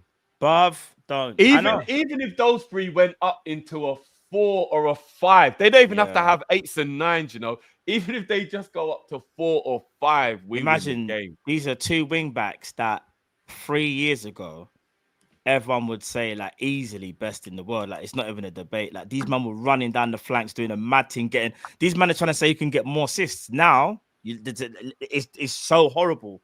how it's changed. But anyway, I don't want to take too long because I want to bring on the other panelists as well to join us. Bring on Jamie and bring on Monts. Welcome to the show, guys. Yo. Going on, Yeah, boys. brothers. Yo. I just had a Christmas yum nut, by the way. Sad this world. Yeah. Where from? Where from? What, No, M&S one? I've got this, guys. Where from? M&S.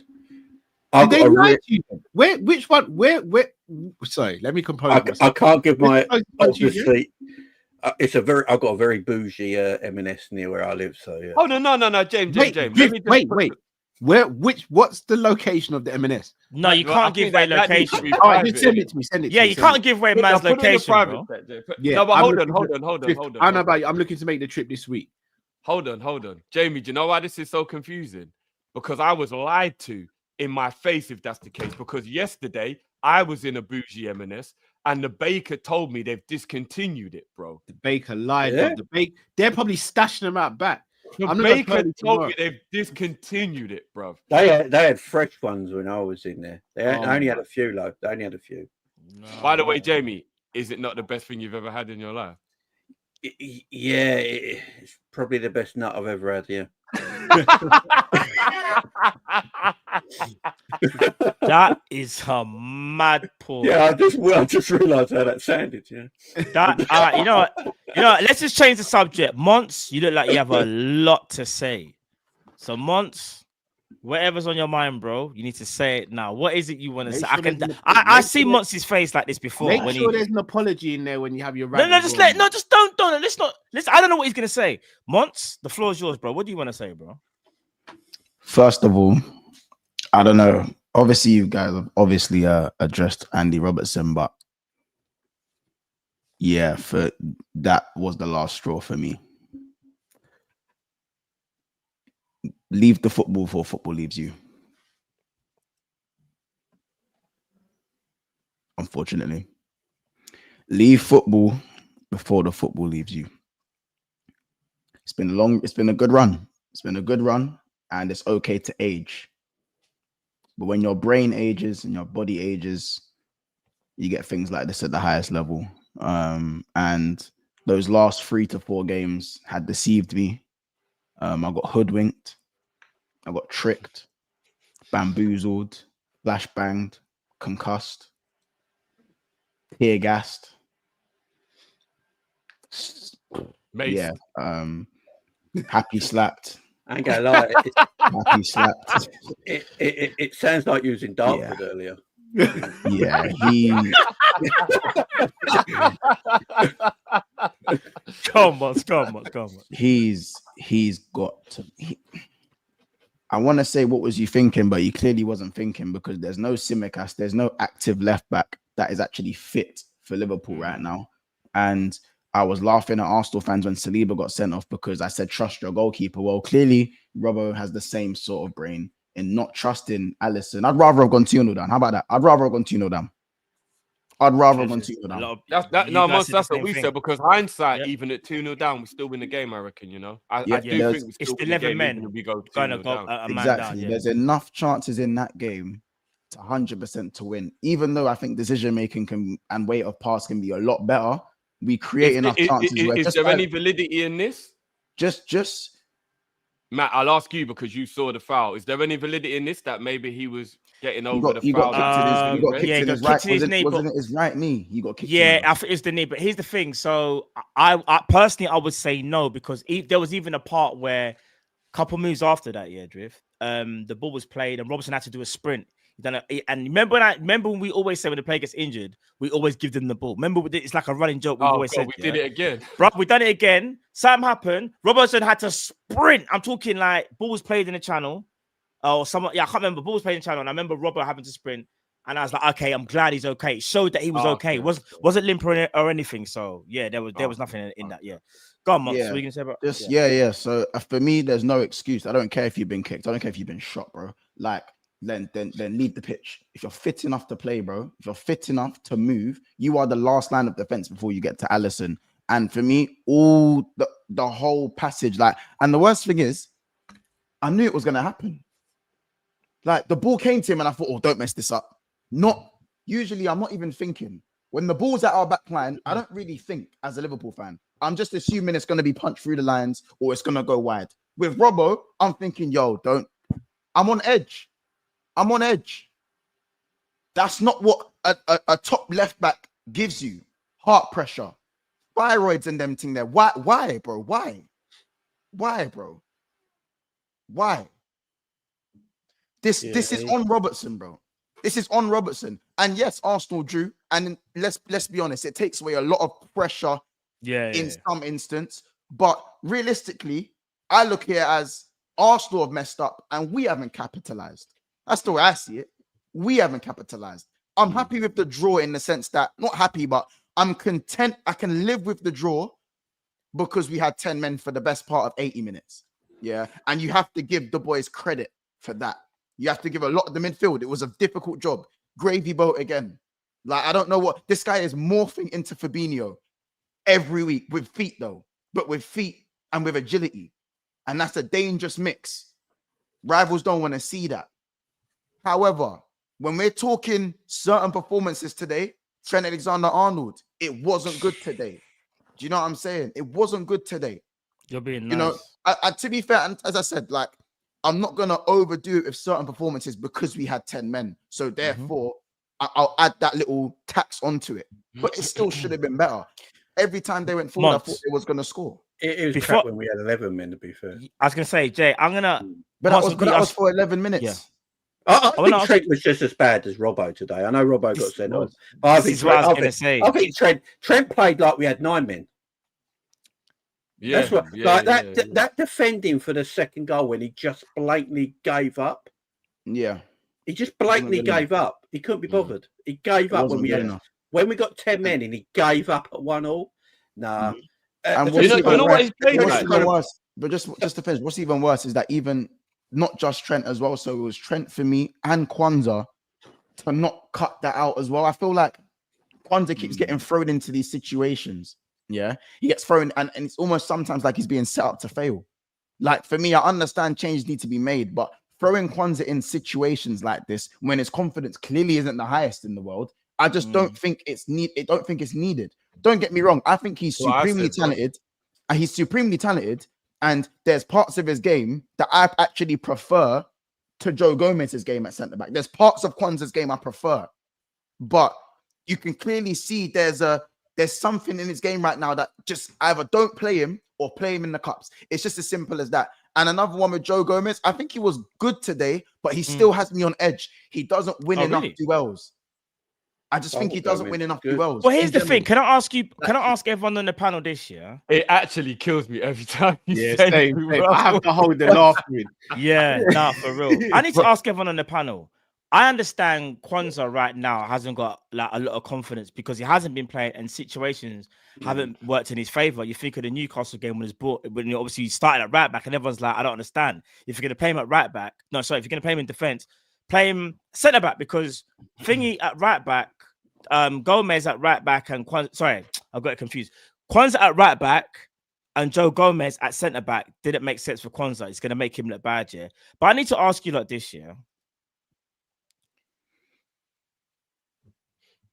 Quansah was going to step onto the pitch at some point because Trent Alexander-Arnold, it looked like for me, just to me, mentally checked out that game. I need to ask if anyone else felt the same because as much as like Jamie said, yeah, you know, we need to speak about Trent because in my opinion, I know there's no smoke about fire.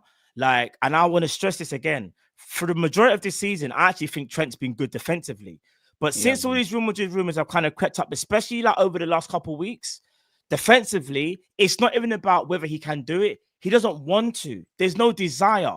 There was times today when I was like, Trent is going to have to run like a madman.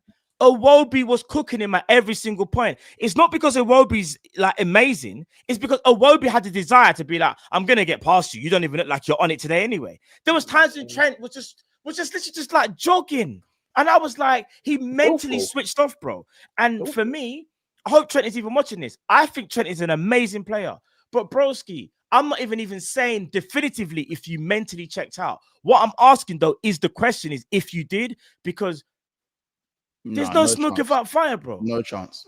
You don't think so, Mons? The rumors have been swirling the whole season, and we've had his best defensive season in like 4 years. No, but Mons, I'm talking that, but they've really ramped up in the last couple of weeks, though. Nah, they've really ramped up for me, bro. Nah, man, it's been like this. It's been like this most of the season, and just because I think that I'm not gonna question the professionalism of Trent because he's had games like that in 2021. He's had games like that in 2023 where he was awful defensively. So let's not like it's got for me. It's got nothing to do with his desire, Mons. Did you see desire? That's his defensive style. That's his. That's not to do with the contract.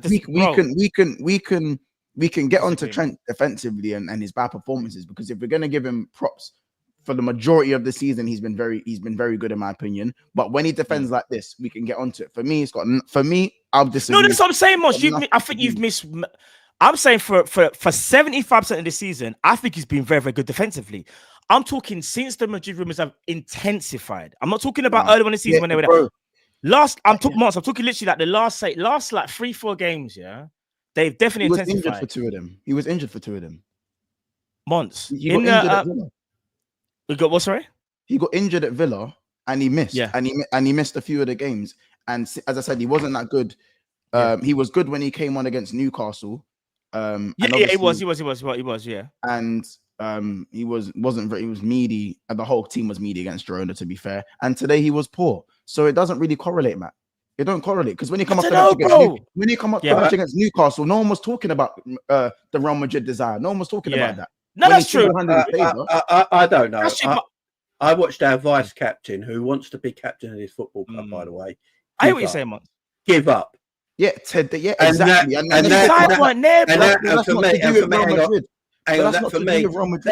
That's a mentality issue with Trent. That's been there all his life. I don't know. Exactly. That's my point. It's always been there with Trent. And I think because Trent is a homegrown player, I think we give Trent a lot of leeway. If Trent was a player that we brought into the club, I don't think we stand for it as much as we do if he weren't a homegrown player. And I think we give him that leniency because of that. He mentally checked out of today's game. He wants to be captain of this football club, and I watch him give up. And that's not good enough for me. And I think we do let him get away with it because he is a homegrown player and not a player brought in. Like we get onto Diaz, we get onto Gakpo, I don't think who makes similar mistakes, and Trent just gets away with it. Jamie, I'll tell you why he doesn't get away with it. He doesn't get away with it because there's a lot of the fan base that want him gone anyway. There are parts of the corners of the fan base that don't want him here. There are corners of the fan base that say that sit on the narrative that he's a bad defender. All his life he's had to deal with narratives that he's a bad defender. So how does he get away with it? How does he get away with these things when he has the agenda on his head for the majority of his Liverpool career? He doesn't like that. When we're talking about get away with it, I can understand there's parts of the fan base that give him leeway because of his ability going forward, but he doesn't get away with much, in my opinion, because of the agendas that he's had to deal with. He literally saved Liverpool against Newcastle. He saved us against Newcastle. Everyone's cheering and parading. And then today, he was woeful defensively, and there's no middle ground. I'm not defending Trent today. I said Trent wasn't good enough today. But then now we're talking about things to do with Madrid. And we're talking about all these other things. It's because he did an interview before this. Is it? And he's gone on to have a look like he mentally checked out. I'm not saying it's a good look, but I'm saying like we can't change the narrative every week. We're changing the narrative every week. These are narratives that's lied with Trent his whole football career. He's never been known to be a good defender. So why only now are we looking at him? But Mons, remember when I said my statement, bro. This ain't defending. This is application. Remember when I said my statement? Not a good look. It's just not a good look. Yeah, that's I agree. I agree. I asked the question. I didn't say definitively. Remember, Mons, I even said, I was like, I don't know. I can't sit here and say he is, but I'm allowed to ask the question. And the reason why I'm asking the question, like what Jamie said, he done an interview, and he's like, I don't speak about my conscience in public. Not only that. Obviously, Spain is Spain. They're going to do what they always do. They're going to make stuff up and whatever. Like certain things like Bellingham's trying to get man up. I mean, Bellingham's probably tried to do it all year, try to get him over there. But what I'm saying is it's intensified as of literally this week.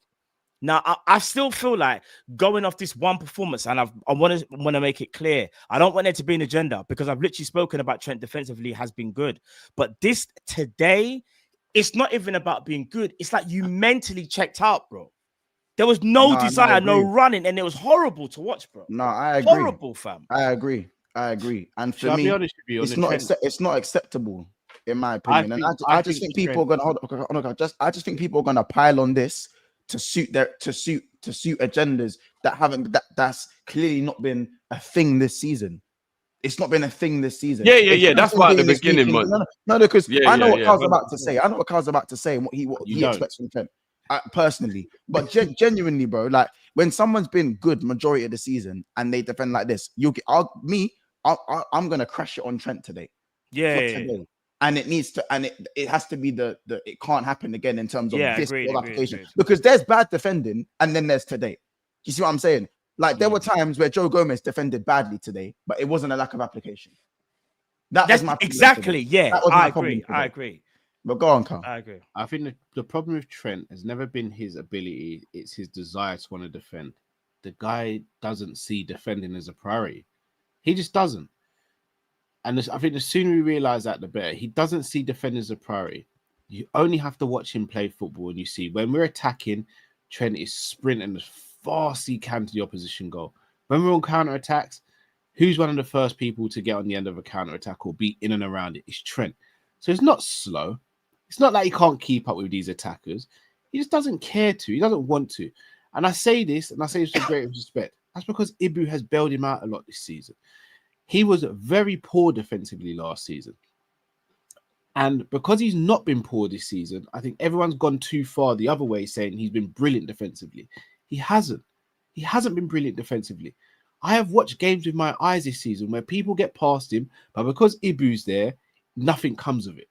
That doesn't mean you're defensively brilliant. It just means that someone's bailing you out.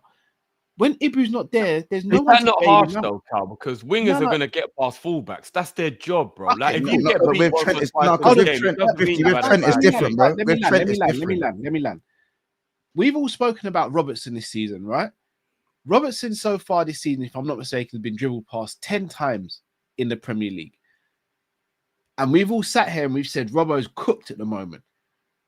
What, 10 times in every, including all the games? You mean that's the accumulation? I don't even Premier sound League, right. He's been dribbled past 10 times. How many times do you think Trent's been dribbled past this season? I don't think that's not even real, fam. I'll be real. No, but I don't even think that's high. That averages out less than one a game. I don't even that's think what I'm saying. high. I think it's more than that. That doesn't even sound high to me, bro. That averages at less than one a game. I'm not going to go into stats because I don't even need to see stats to know that Robert, like you can look at the two players and go, Robertson is like, you see, all right, prime example. When the ball was in the sky, the ball's in the sky, it's about to drop down. I'm already thinking like Monts, oh my days, bro, just control it. The man used his wrong foot for starters. You're cooked, bro. You're actually cooked. You either smash it out because you're not confident that you can control it, or you just deal with it. He done neither. Is you talking about Robbo? Yeah, Robbo, fam. Look at the difference. Okay, yeah. Trent ain't doing that. No, this is like, bro. Genuinely, Cal, I just think you're stuck in your ways of this one. But honestly, I'm not stuck in my way. All right, Robbo's been dribbled past in Premier League 10 times. How many times do you think Trent's been dribbled past this season? I don't know. I don't know. Have a guess. 27. 21 times. Ooh, okay, but Cal, so who's been better defensively this season, Robbo or Trent? Thank you, Mons. Asking the question. No, Trent has, but it's not been night and day like everyone's making it out. It's been night and day. I don't think there's much. One gets dribbled past twice as much. What I'm saying. That's one aspect to the game, bro. What are we doing here? So hold on. Aspect to the game, dribble. All we do is dribble then. Is that all we're doing is dribbling? Bro, you've made a valid point, yeah? So hold on. We're just going to disregard that one. No, but that's one aspect. Bro, that's one aspect to the game. You can't focus on one aspect and say as much as the other guys. Yes, in the dribbling department. No, I'm with you, but we can't use that as just the sole measuring stick. Hold on. Who's been a better defender? I'm gonna say this. Who's been a better defender? How many of those have led to, how many of Robbo's have led to goals directly, and how many of Trent's have led to goals? That's not. But you've just made my point there. So because it hasn't led to a goal, I'm asking you the question. No, but this is my point. You've just made my point. You've just made my point. Just because it hasn't led to a goal doesn't mean he hasn't been bad defensively in that particular situation. In the same way, we sit here and go, Nunez missed another chance, but we won the game, though, right? So should we just ignore that? But we never do. We never do. All right, Cal, I'm gonna. So wait. So why is it we ignore it for Trent, I've just brought a stat to the table and I've been shut down, but it's a factual stat. Robbo has been poor defensively this season. But this narrative that Trent has been fantastic defensively has just been debunked because he's been dribbled past 21 times. 21. Is this true? I mean, so a lot of people saying this is true as well. Oh, I don't have the stat. Brilliant. But he's also been. So hold on. All right. So cool. We're good with stats now, then. So we can use these stats, but not the other. No. What I'm trying to say to you, I don't care about one stat, bro. Not in this context, bro.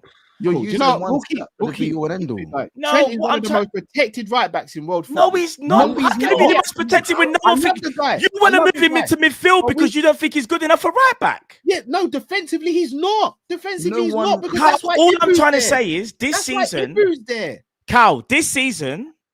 What have we said about Ibu this season? He's a monster. He's done. But Ibu will be doing that no matter. Bruv, Ibu will do the same thing for Bradley. Let's not. What I'm saying, Ibu's just Ibu. Forget Ibu. Bradley hasn't. Cal, all I'm saying is this. I agree with you. The dribble success, that's fair enough, bro. But that's one stat. It's not just about dribbling, bro, in terms of when you're going to rate the defender, how good he is. Bro, we can see with our own eyes, without even using no stats, I'm telling man right now, and just this is my opinion, Trent has been way better than Robert defensively this season. I think it's actually been night and day. Robert's been our worst defender. Do you agree, yes or no? And it's okay if you disagree. He's been our worst defender, but it hasn't been night and day. So that's why you don't think it's been night and day between the two defenders? Night and day. How you've been sitting there saying Robbo needs to go, fam? Yes, because you said that about Trent. No, why is that? Because the other side of Trent, because the other side of Trent's game is that he contributes from an attacking standpoint. Robbo's cooked, bro. No, you're not letting me finish. All right, go on, bro.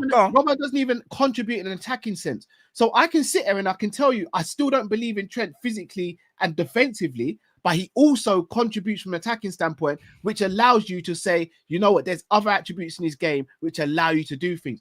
Robbo doesn't do anything attacking or defensively. Hence why I'm saying Robbo's got to go.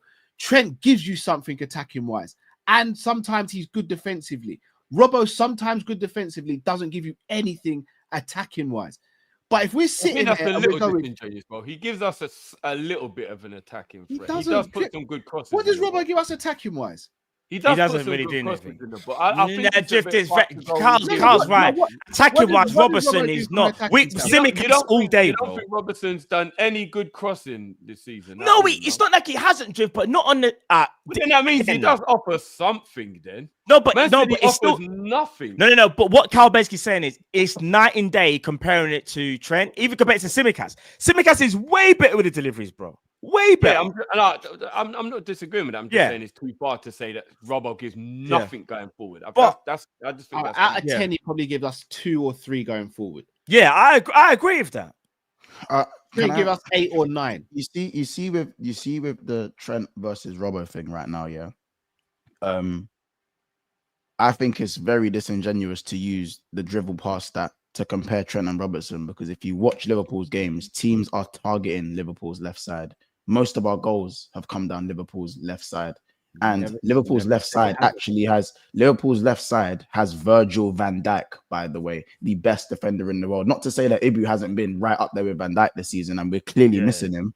But at the end of the day, defending doesn't just lie about, when it comes to being dribble past. Trent, another form of defending is actually being able to play out of the back and being assured with the ball at your feet. And Trent also offers that. Playing through the lines is another form of defense.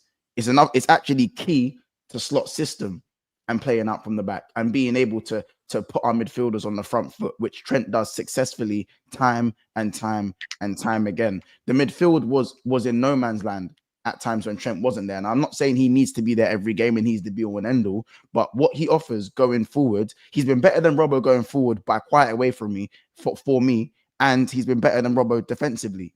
Like, that's why I say it's not just night and day because one's been more successful than the other in their duels.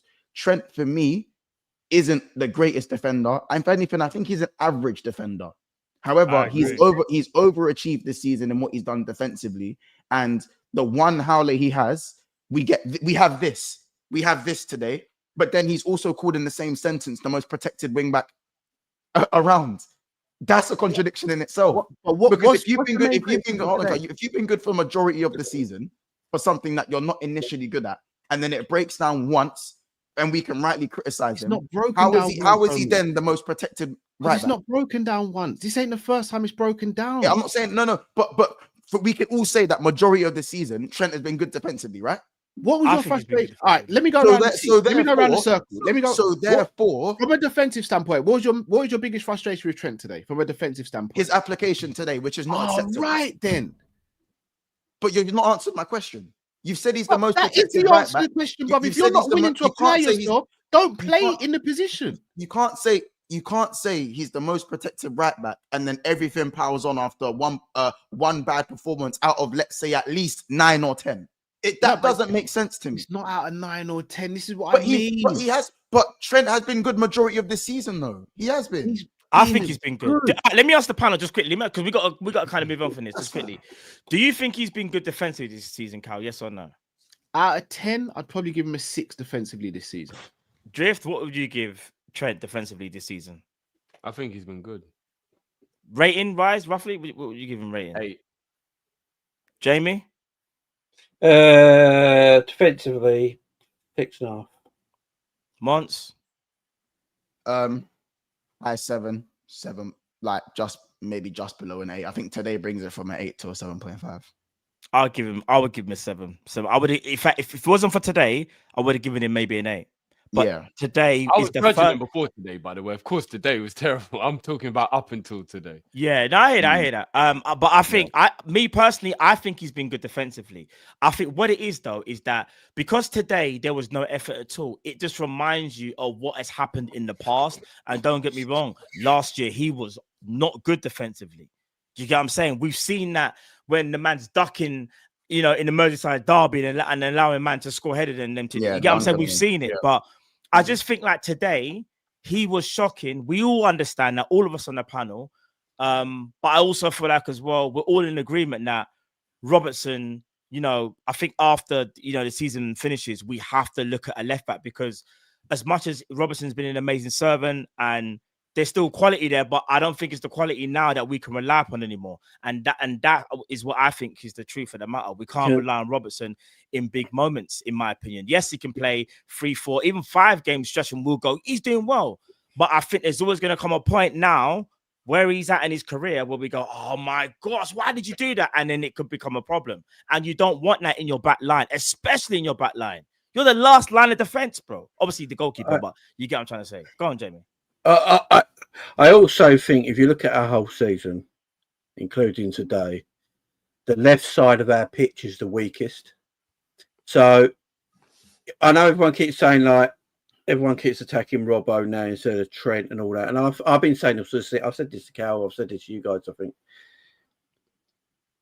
The left-sided midfielder in our team is defensively the weakest. Our left winger is defensively the weakest, and our left back is defensively the weakest. They are defensively weaker than Salah, Trent, and Gravenberch, in my opinion, on that side of the pitch. McAllister don't give you that defensive cover like Gravenberch does, because players can run off him. Curtis Jones can't do it either in that opinion. So this is why I've always said it. We're that one midfielder short in that area of the pitch to play alongside Gravenberch. Then you free up McAllister to do anything further up the pitch. That left-hand side is the reason we get attacked more on that side of the pitch. It's just facts. Do you know the only reason why I think it might be a coincidence, James, rather than on purpose, is because all the league's best players are right wingers at the moment. Yeah, so I kind of think that might, do you get what I mean? Like it might slightly be accidental rather than on purpose. Oh, McAllister's not defensively better.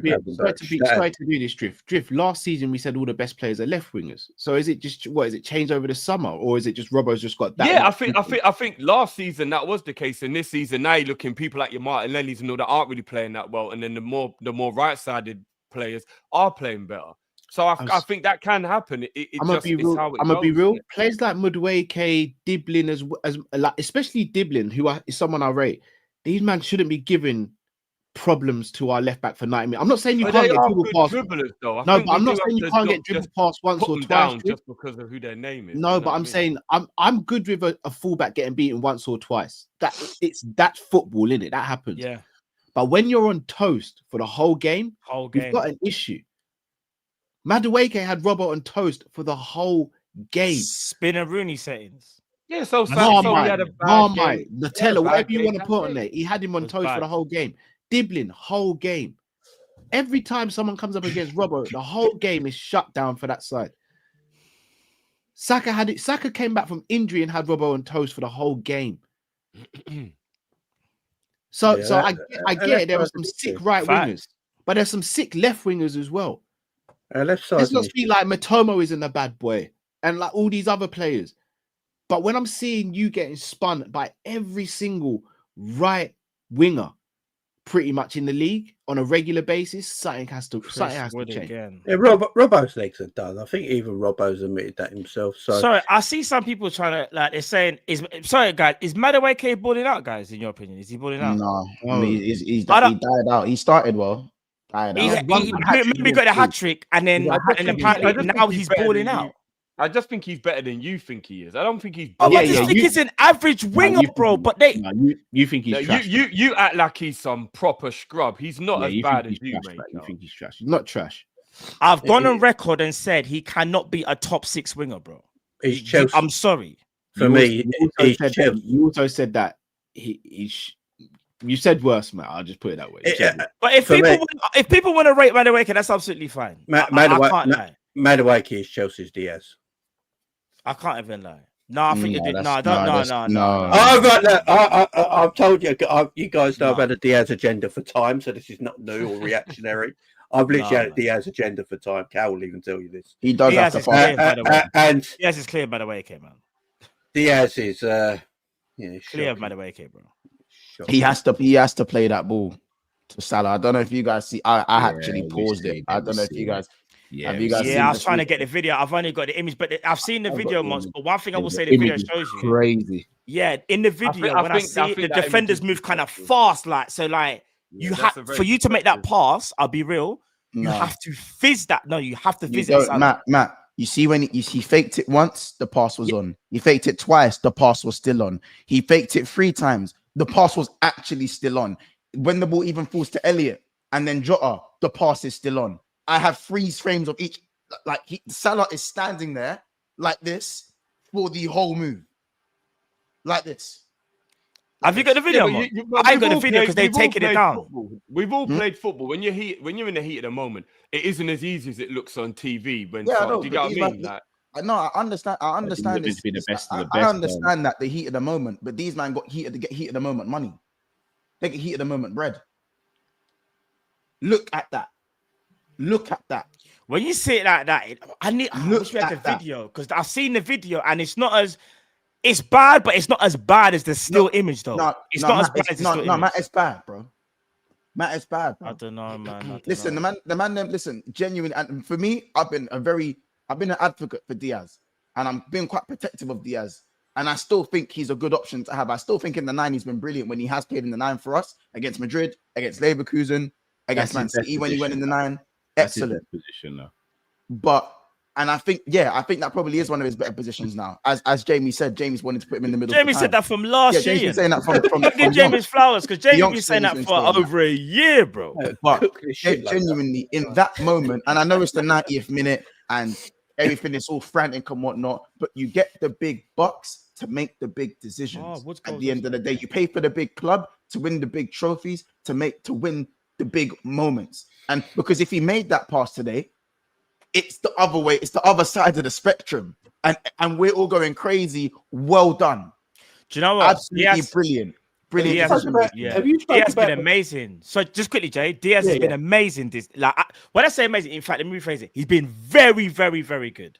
Had a little bit of a stretch where he went a bit quiet, but he's been very, very, very, very good. Today I had to get reminded about that pass or whatever. But for me, it was the header. That for me was offside though. Was it actually offside? Because I got mad at Diaz. Ask the people in the chat. I was going crazy. Are you sure? Matt, you know that header, he sort of got stuck, didn't it? It's like he couldn't sort of move. Like the ball came at him for some reason. Diaz he looked like he was in a trance. Like he didn't move his body or anything. Positioning was wrong, yeah. Yeah, he didn't move his body or anything. Wrong, yeah. I was like, if that's Nunez, everyone's going mad. The man, he didn't even get on target. That was crazy, bro. What man asking me when I made that pass? Like, first of all, I'm not 104. I'm not on 100. Are you making out the Molyneux? 100%, I'm making that pass. You see the assist, 100%. So between you and Matt, you and Matt are the most arrogant content creators when it comes to football. Hands down, the most arrogant content. No, but if you think you've got ability, not arrogant, but like you know you've got ability in it. Man that play ball with me. That's what I'm saying, isn't it? If that was it's not the wing wizard, man. Obviously, not at the Premier League. Not at the Premier League level. I didn't call myself that. Premier League player. Not at the Premier League level for people, for everyone who's gonna say, "Oh yeah, he thinks he can." No, I'm not. Do chicken wings. That's what makes it. At the Molyneux, Cal, I'm making that pass with the weaker foot, bro. With the weaker. This is what I mean about. Can I ask you a question? Let's not do that, bro. Let's not do that. Let me ask you a quick question. Yeah, I don't want to go too far with this, but let me ask you a quick question. We're winning the league currently. We're top of the Champions League as well. We're having a very good season so far. Do you not think that in general, as content creators and as a fan base, we have to take just a little bit more responsibility to try and pump a bit more positivity into this season? Because every time I watch streams and every time I see certain situations, I am quite overwhelmed with the over analysis from negative points of view, more so than the positives. So I'm not saying be blind and just all talk about it and act like it's not happening, but I do find that we're constantly always going on about negative stuff when we're top of both leagues. Should we not just be putting a little bit more, like, Diaz ain't good enough, Gakpo's not good enough, Nunez ain't good enough, Robert's not good. Everything's always about what's not good enough. We're fucking top of both leagues. So what does everyone else feel like then? I agree, man. What does everyone else feel like? That's why we're top of both leagues and we're just constantly talking about how much no one's good enough. What? Football's not good enough then? Because we're top of both fucking leagues, Europe and England. Do you know what I think that is? League in the world. I think that we've got to calm down a little bit on how judgmental we're being towards our players. It's not, but to be, but I just think it's gone a bit too far now. Gifty, I hear what you're saying but if we're just assessing today, we have a right to like what Robbo done. No, today's fine, man. Today's fine. No, today's just the game in isolation. Yeah, today's fine. I'm talking about in general, bro. We're having like streams as content creators where we're talking about who ain't good enough. No, we're top of the league, guys, man. Come on, man. I think we've got to just pump some more positivity into this. We're doing a bit too much. Do you know what? I agree with you that there's times when I think the fan base, in my opinion, definitely goes over the top. But one thing I think the fan base will also be, though, is be honest. Sometimes what happens is when you win games, things can get masked, innit? Like you don't want to say too much because you're winning, but you can see certain things. And maybe people, maybe people should just kind of leave it and push it to one side. But then there's going to be people that's going to be like, listen, I know we wanted, I'm happy. But there's still certain things where I feel like if we don't rectify that, that could hurt us later on down the line. I'm going to give it, and then I'm going to give an example. I can understand that. Yeah, and I'm going to give an example of something that I don't think it's happened yet, actually. First halves. In fact, it has happened. First halves, right? Earlier in the season was winning games. But then some people are saying, I like the fact winning, but we got to fix up this first half thing because it could actually come back to bite us, yeah? What's happened? Today, again, we weren't very good in the first half, but obviously circumstances happened. We went down to 10 men. But even that's a point in itself, like we can't keep relying on that second half comeback because people saw that from early saying, if we don't rectify that now, that's going to hurt us. And I think I understand what you're saying, man, but I barely hear anyone talk about that, though, if I'm being honest. I never people still bring up the fact of we can't just be a second half team. Not really. But again, I do think there's a difference between which is I agree with you. Yeah. Go. I get that everyone's entitled to their opinion. I'm just trying to put it out there so that maybe people just have a little bit of like, oh yeah, all right, maybe. Like where you just give someone a little something to that, maybe have a little awareness of what's going on because maybe people, maybe it is PTSD or what. I just think it's a little bit toxic.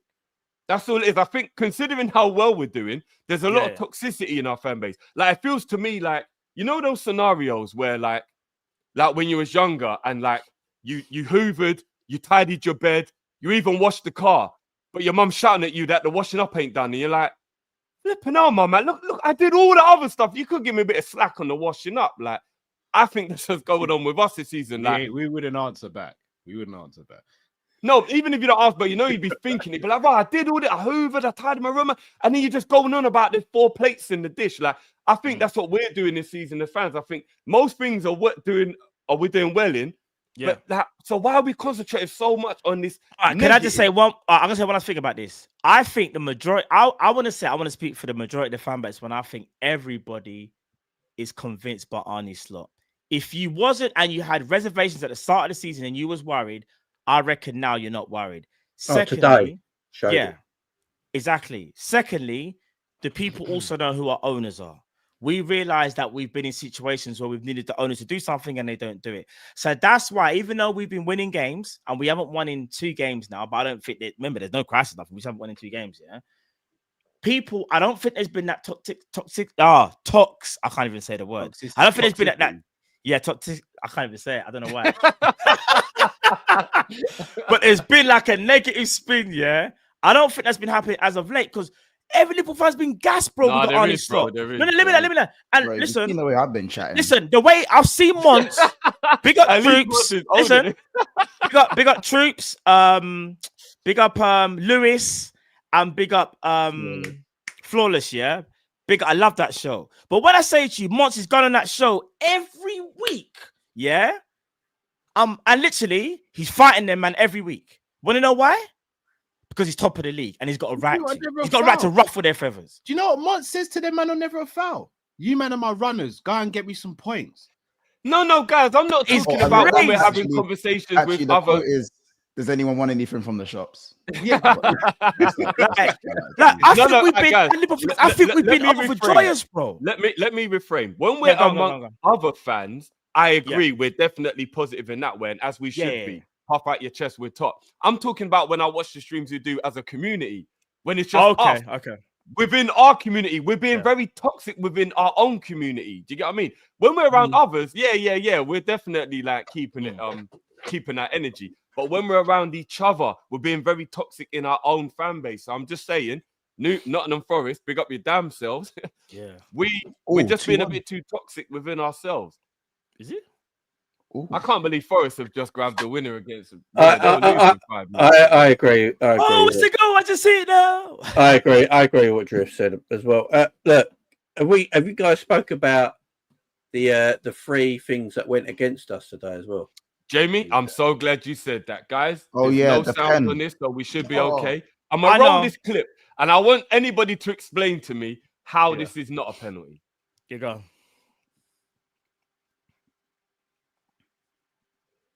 Oh my days! I feel sick. I feel sick. Not just anybody, anyone in the chat, anyone on the panel, can anybody explain to me how that is not a penalty? Not just that, the 2 red cards they should have had. The opening minute, Diop should have been sent off. It was knees. It was high boot. Gravenberch got. Are you seeing what happened to Gravenberch's Achilles? And then is it Pereira who went down his Achilles with the full studs? They're 2 red cards. I thought Gravenberch was done for I didn't want to say on the stream. I thought Gravenberch was done, like fully done. Go back and watch the tapes. Yeah, they're 2 red cards. Only because it was the opening minute and Robbo got taken out. He put his studs right into his side of his knee. It's a red card. And then Pereira, you've got to explain it to me. You just have to explain it to me. That's a penalty and 2 red cards. No, I'm not going to say that's the reason we lost the game or anything, but you just want fairness in this game, don't you? That's all you want. And I see a couple of people saying they think it was a 50-50. Are you talking about the Gomez one or one of the red cards? That's why it wasn't given the Gomez one, because they believed that it was more of a coming together. But it's not even about it being a coming together. When when the keeper's going for the ball and he takes out the defender, isn't that a coming together? You see what I'm saying? I'll go one better for you, brother. How about when the defender has the ball under control and pulls his foot back to kick it, because that's what has to happen scientifically for you to kick the ball, and the opposition player just puts their foot in the way. They're not got no control, nothing. They just put their foot in the way, and you kick them trying to clear the ball, and a penalty's given. Harry Kane. How is that more of a penalty than what he just done to Gomez today? This is what I'm saying. Like, realistically, even that they're saying it's 50-50, but that's not the way it works when you're in the box. You know what I'm saying? When you're in the box, it's called being clumsy. So 50-50s and coming together. Bro. What did I say on the stream, guys? Clumsy. What did I say? That's Clumsy. You know what I'm saying? It's clumsy. You've given the decision. Like, if they gave that as a penalty, I don't think too many people say anything. I don't think it gets overturned. Nobody was saying clumsy, bro. You've given the referee. What I said. Yeah, you've given the referee a decision to make. Like, you see what I'm saying? Like, and that's.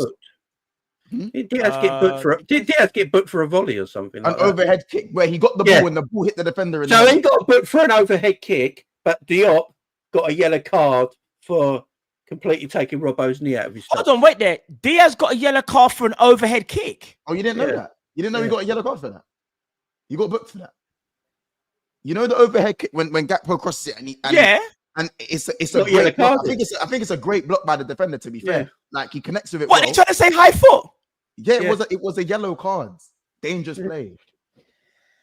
Yeah, the game's gone. The game's gone, guys. The game's gone. Booked. There was even one where Grav bodied Nunez and he just gave a foul. Like, he just gave shoulder to shoulder. Grav just took the ball. I was like, the game. Guys, talk about positivity.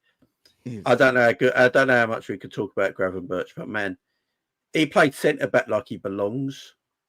And then he went back into midfield and played like he belongs. Yeah, bro. He is.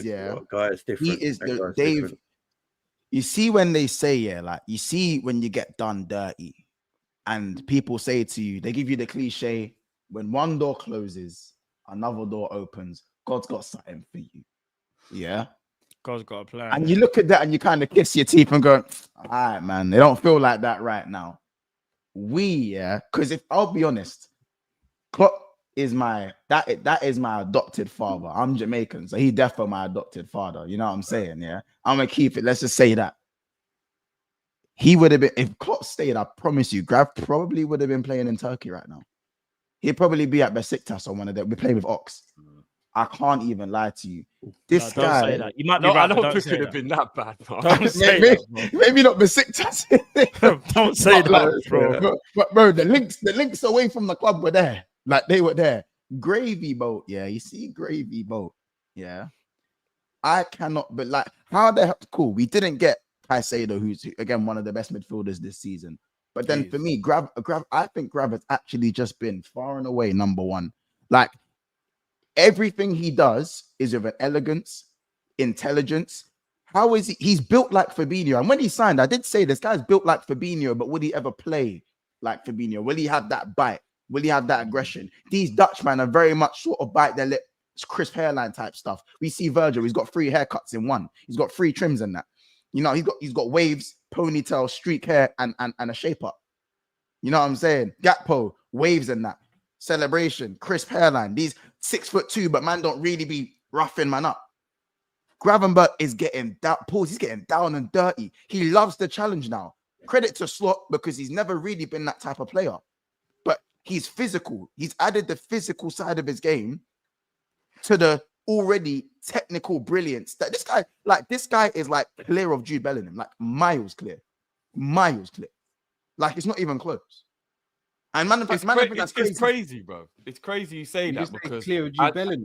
I don't say he's clear of Jude. He's clear of Jude. I don't say as a technician. You mean like as a technician, as a pure footballer? I agree. Pure footballer, yes. Pure footballer. Yeah. I agree. That as a pure footballer. And Matt, you can attest to this because we did ask for patience.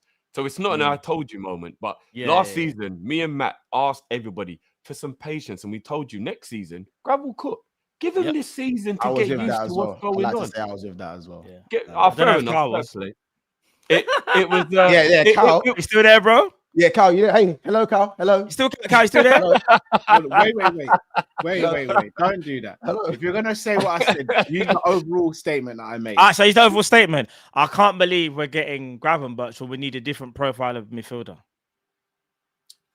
No, don't do that, Matt. Don't do that. Don't do that. Drift, did I ever say that?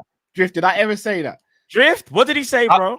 I don't want to misquote. I think Cal said he's not what we need. I think that's what you said. We don't need that profile of midfielder. I said he's a good player, but this is, in my opinion, I don't think this is what we need. And last season it wasn't. You wanted Ugarte. I hear it. You wanted Ugarte. Hold on. Who here thought Klopp was leaving at the end of the season? Who here wanted you got? Hey, put your hands up. Wait. Once again, I wanted Kone. You wanted Kone. Did you want you got a yes or no, Cal? You wanted We need you to answer your crimes. Okay, I don't like to be. All right. I'm sorry, bro. I'm sorry. I couldn't help myself. I'm sorry, bro. I'm sorry. I know Cal's going to try to get me back. That's because I just thought of my crimes. I thought I need to check my mirrors, because there's certain things that I said I wanted at the club. You're reversing about your reverse camera. That's all I'm saying. It's dark outside. Really dark. I'll never forget that phone call. He's been holding that in. I'll never forget that phone call. I called you. No, Monks, don't do it. What, the phone call? Yeah. Oh, you meant to know about the phone call. The phone call. Shall I tell them what the phone call was, Monks? Since you're gonna out me anyway. Listen. That's down to you.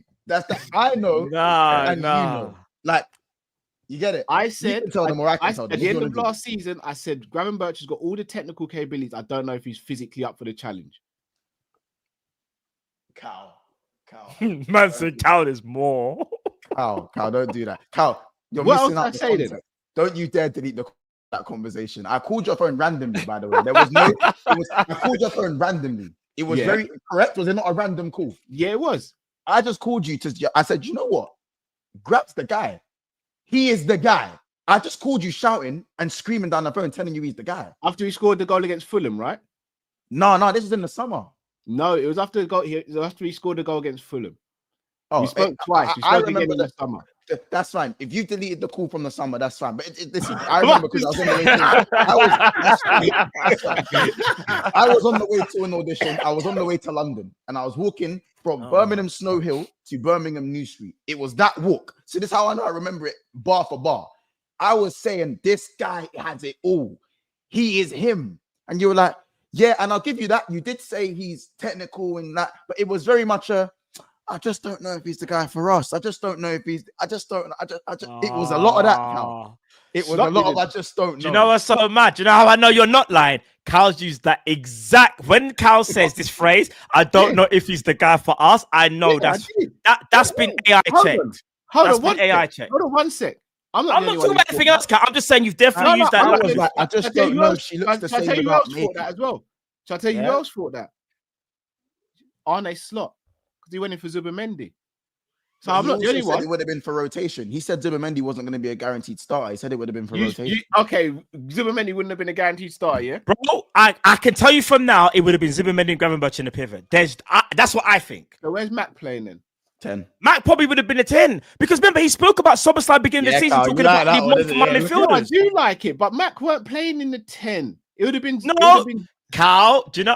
You see what you're doing, right? You're trying to pivot your way out.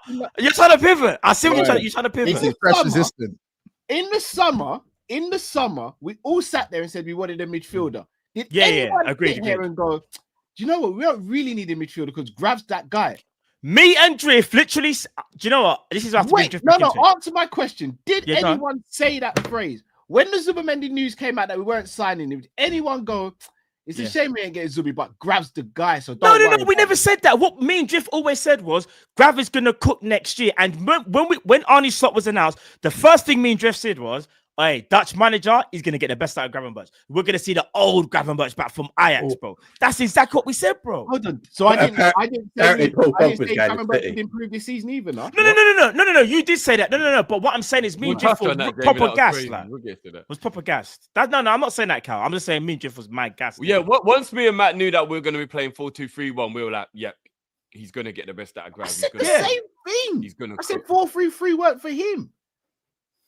I mean, to be fair to Grav, he's even played DM in a 4-3-3 this season, and he played. He has, yeah. And with Curtis and Thingy in the Roman 8s. All right, if we're gonna do that, let's be real. Even though we play a 4-3-3, Slot is very fluid with his tactics. When it was 4-3-3 on the clock, it was 4-3-3. Cal don't want to lose.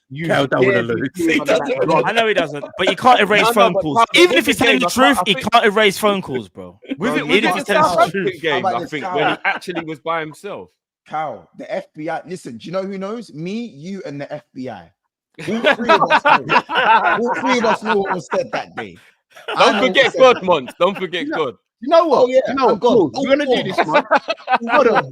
We're gonna do this month. What are you gonna say about Szoboszlai then? Who? Oh, Cal, don't do that. Cal, don't do that. Szoboszlai. No, let's do this properly. Cal, don't do that.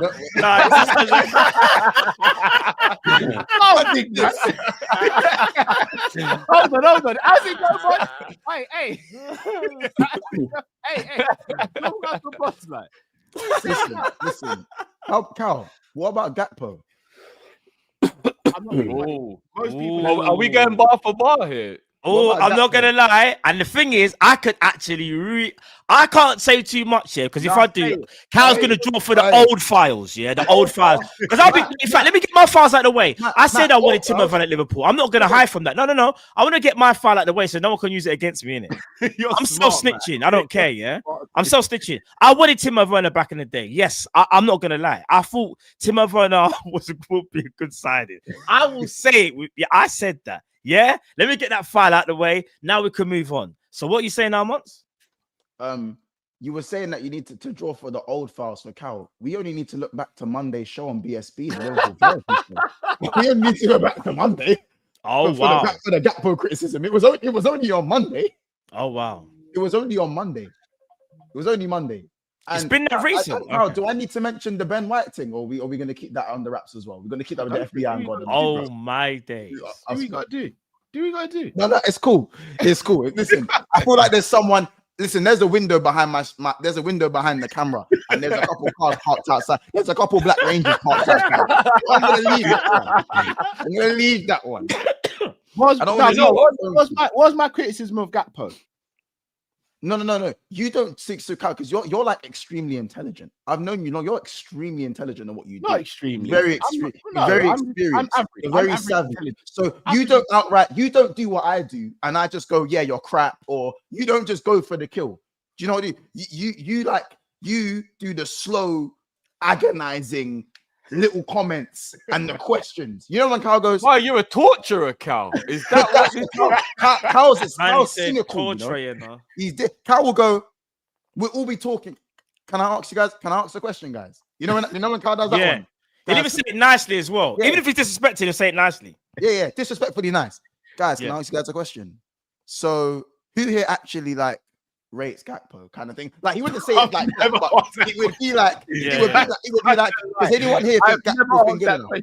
No, it would be it won't even be that raggle much because you're right. It will be more along the lines of, can I ask you lot something? What do you actually think Gakpo's best attribute is? Oh, that's what's on.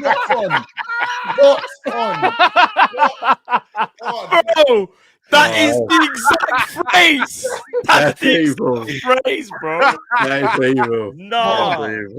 That is crazy. By 1,000 paper cuts. That's Cal. 100%, bro. That is it. I knew he was watching on Monday. I knew it. I knew he was watching on Monday. Can I ask you a question then? Mons, can I ask you a question? What is my criticism? No, you don't want to. No, don't ask me a question. No. All right, so I'll tell you. My criticism. Ask me a question. No, I'm not going to ask you a question. Statement. What do you call Cody? What's your nickname for Gakpo, Mons? Oh, no. Wait, which one? There's a few. There's multiple. God, name all of them. Cody Gakpo was the recent one. I've never heard you use that one. That's a new one. You don't know about that one. You don't know about that one. Come on, you're trying to shift the attention about what you think of Gakpo when the original thing. I've been rating Gakpo. What did you think about Cal? We've had conversations about Gakpo. Yeah. And I'm not going to do the conversations. He used to be Cody Ghost. I'm trying to finish probably stuff that I said, not about Cody, but another player. Cody what? Listen, last season it was Cody Ghost, bro. It was Cody that last season. I think Cal's right about Gakpo personally. Oh, what about my criticism of Gakpo is that he's missing too much. Yeah. But his overall performance is very frustrating because he goes missing and he's very one-dimensional. If I'm wrong or you guys disagree with me, feel free to come to the front of the stage and make your points, please. No, I agree. I definitely don't think he's one-dimensional. I think he's fallen in love this season with being a cut-inside merchant. But last season, I think he showed he's not one-dimensional. Drifty, I'll go further than that, Drift. I'll go one step further. I think this season we've seen him go outside his defender more than we have previously. What? Especially this season, he has gone outside the defender. Like, yes, he cuts in a lot more, but he has gone outside his defender. Apart from AC Milan, in the Champions League, every time Gakpo gets the ball, it's shift onto the right foot, dribbling field, and then pass it back to Cal, the right. I'm not even saying you're not wrong on that, Cal. But I just feel like today, you asked me about Szoboszlai, who was good today. But for majority of the season, but for majority of the season, he's been a cardio merchant. Am I wrong about that? Say that again. Oh, sorry, what? No, I actually didn't hear that. Oh, say that again. Yeah, go on. I said Szoboszlai majority of the season has been a cardio guy. He's not really offered much apart from cardio. Are you just calling him a scrub and a bum? Yeah, because for me, when you play for Liverpool and you sign for 60 odd million and you just but that's not. I believe that. I believe he's not that good. I believe he can be good, but he's not that good.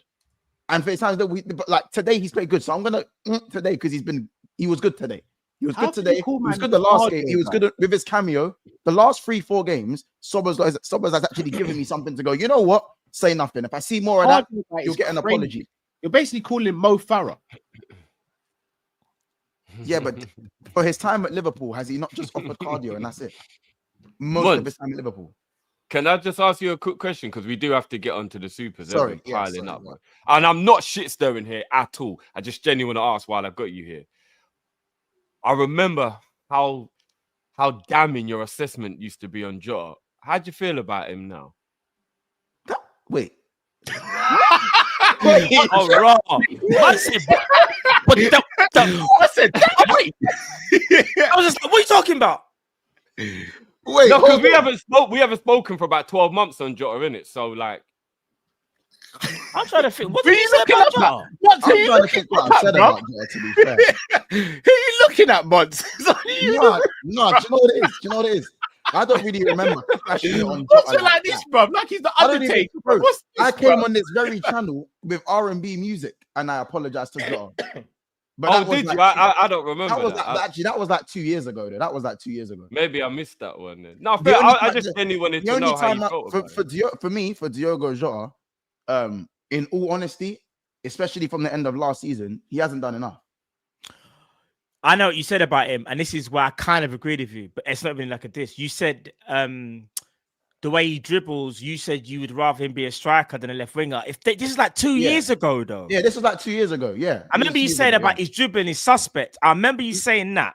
But this was before for me when he first signed. He was a good finisher, but I think his all-round game needed work. My quote was he played like. Well, I think a lot of people thought that, to be fair, though. Exactly. He used to play in stilettos, Timberlands, stilettos, all of that. He used to do all of that. Matt, ask Mods what he says about your boy Ibu. Hold on.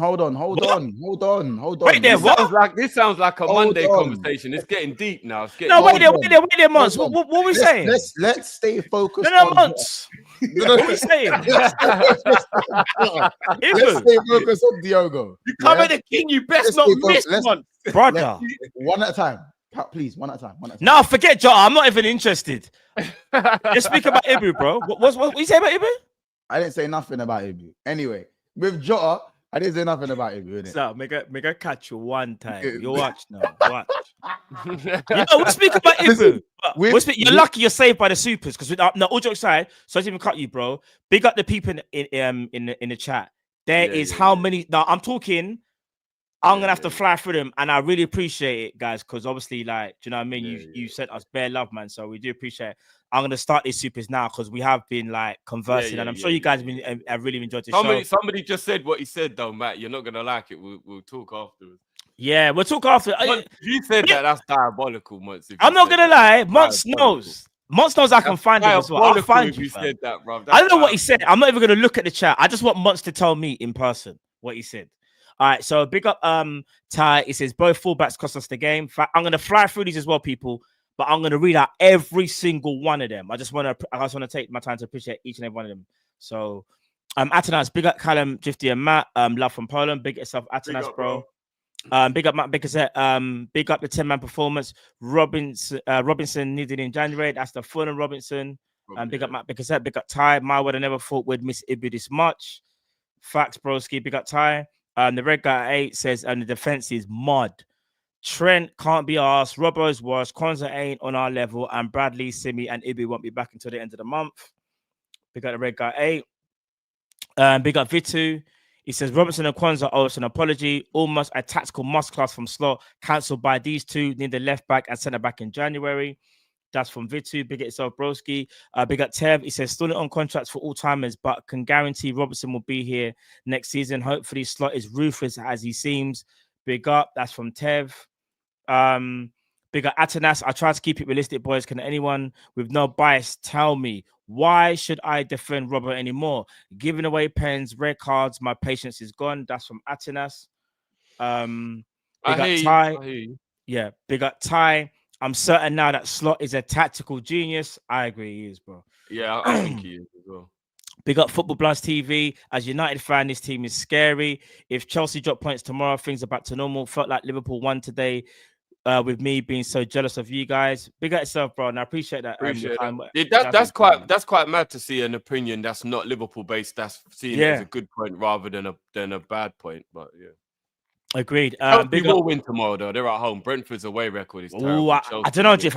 I've got faith. Brentford might do something amazing. I think they're getting pumped. I'll be honest. At home, Brentford are impeccable, Matt. Away, they're terrible. All right, they got 3 straight wins at the Bridge though.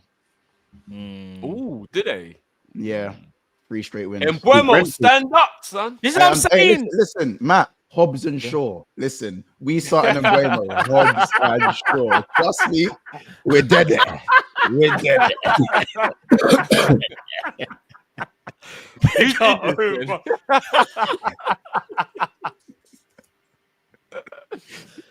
Months is a madman. We got City and Chelsea will buy in January. Bad. Spurs away. What Spurs away next? Yeah, they're gonna turn into prime Barcelona as well. Watch. I know. They've got no centre backs though. No centre backs. Big up Tron. He says I rate Slot's tactical flexibility. Robert and Trent. He put in the bin sign. Big up Ty. He says Gravenberch was a 9 or a 10 today. Gravenberch was just different. Alcantara fam. Big up Hakil. He says, I swear I'm not reactionary, but I honestly don't care if Trent goes Madrid. I wouldn't be bothered. And as for Robert, let me not speak. I hear that. He's being honest. That's how he feels. His butters anyway, Tim. We can't let Trent go. We can't let him go, man. We can't let him go. No, we can't let him go. But that's just how he feels about it, though, isn't it? Big up ZZ Drifty. You were sensational on form today, brother. Big up. I don't even know what I said, but big up ZZ. Big up ZZ. Big up Dean. Slot's ability to identify and fix things is goated. Facts. Big up Vitu Ryan Gravenberch channel some inner Franz Beckenbauer and Ruud Gullit. Such an intelligent, technical, gifted player. Revelation this season. Facts, bro. For me, he's been out. I know you're trying to get him. Do you know what surprises me about the Gravenberch stuff? Especially because, and again, I'm not being shady to Cal. I know Cal rates Gravenberch, but nobody. No, the reason why. The reason why I say this is because when we signed Gravenberch, because it really sticks in my head. This stream, we did the end of the transfer window. Yeah, I know exactly gonna say, Jeff. Yeah, and me and Matt were elated, and everybody else was like down. And me and Matt just kept asking everyone, "Why are you not excited about this Gravenberch signing? I'm confused. Why are you not excited about this?" And people are acting like they don't know. This is a wonder kid. Yeah, people feel deflated. Sensation. Yeah, that the year before we bought him was seen as an unattainable target. Right. To Cal's defense, this is where I'm going to help save Cal. Just you man went up in your boxer shorts at 2 a.m, screaming about Caicedo in the 6th with a next man who's sitting below me going, "Oh, Roo, we're winning everything." I was there, bro. Don't sit there and tell me about Gravenberch. I put myself out there, bro. I still get messages and videos sent to me to this day about some of my family members call me Caicedo. They say me Caicedo. You don't know what it's like. You know what it's like to sit there at 2 a.m. when you're trying to get little peas from the missus. And you tell her, I'm going to go film now. She goes and puts on the flipping pajamas and the head tie. So you know everything's shut down for the night. And I'm there on camera doing this. I'm doing this. You don't know what it's like. I was on my knees. All I wanted was a defensive-minded midfielder. I was on my knees, guys. You don't get it. You don't get it. No, that's crazy. Big up Tron. Sorry, all day. Go on. Hype me up about Caicedo all day, And then I get the message at 2 a.m. It's happening. I go live thinking, yeah. And at 8 a.m, I'm getting cooked. 8 o'clock in the morning. Not even 12 hours to let it marinate. 8 o'clock in the morning, I'm getting cooked. How about, well, Kyle, just know that 6 hours was probably the best 6 hours ever, though. So let's put it that way. For you, maybe I was in the doghouse, bro. I was in the doghouse. Kyle, let's not like I get, bro. They said we was trending in Nigeria and stuff like that. But it was, it's mad. It was a bad time. And remember, a year to the day, Zubimendi, a literal on the anniversary. You see my WhatsApp group? In my WhatsApp group, they have a day in my WhatsApp group called Caicedo Day, and they just put in random photos of people who look like me for the whole day. No, listen, Kyle, nice deflection technique, but I didn't know this about this whole stream that you guys done, and we had just signed Matt and Drift were happy, and so what is it? So is it word on the street, Kyle? You was doing the why you as angry as I am? Why you as angry as I am? No, I was dumbfounded with what was happening at Liverpool, because I went from thinking we were about to sign Caicedo to play next to McAllister, Szoboszlai and Trent, to Endo and Gravenberch. But Endo wasn't even the last signing, Cal. It was Gravenberch. That's why we done the video, bro. To sum up everything. No, but it happened in the space of a couple of days. No, I understand. But, bro, I'm telling you, me and Drift will never forget. The stream was so deflated. Everyone was like, it's like, oh, it seems like it's only Matt and Drift. I was like, bro, we just signed Grav. Oh, raw. That was like the worst time for his laptop to just cut out, you know. Yeah, like I said, I wasn't even being shady to anyone individually. I'm just saying, I do remember everybody being very, because what it was, Matt, people were asking you and me why we're happy. Yeah, that is why it sticks in my mind. And we were like, because we just got Gravenberch. What is going on here? Like, and everyone was like, no, why you look so happy for? I was happy, but I remember you guys were trying to get me to this point of euphoria, and I couldn't get there because of the week I just had. You weren't even smiling, bro. Because I had let me go back and watch it. Oh, let me go and get.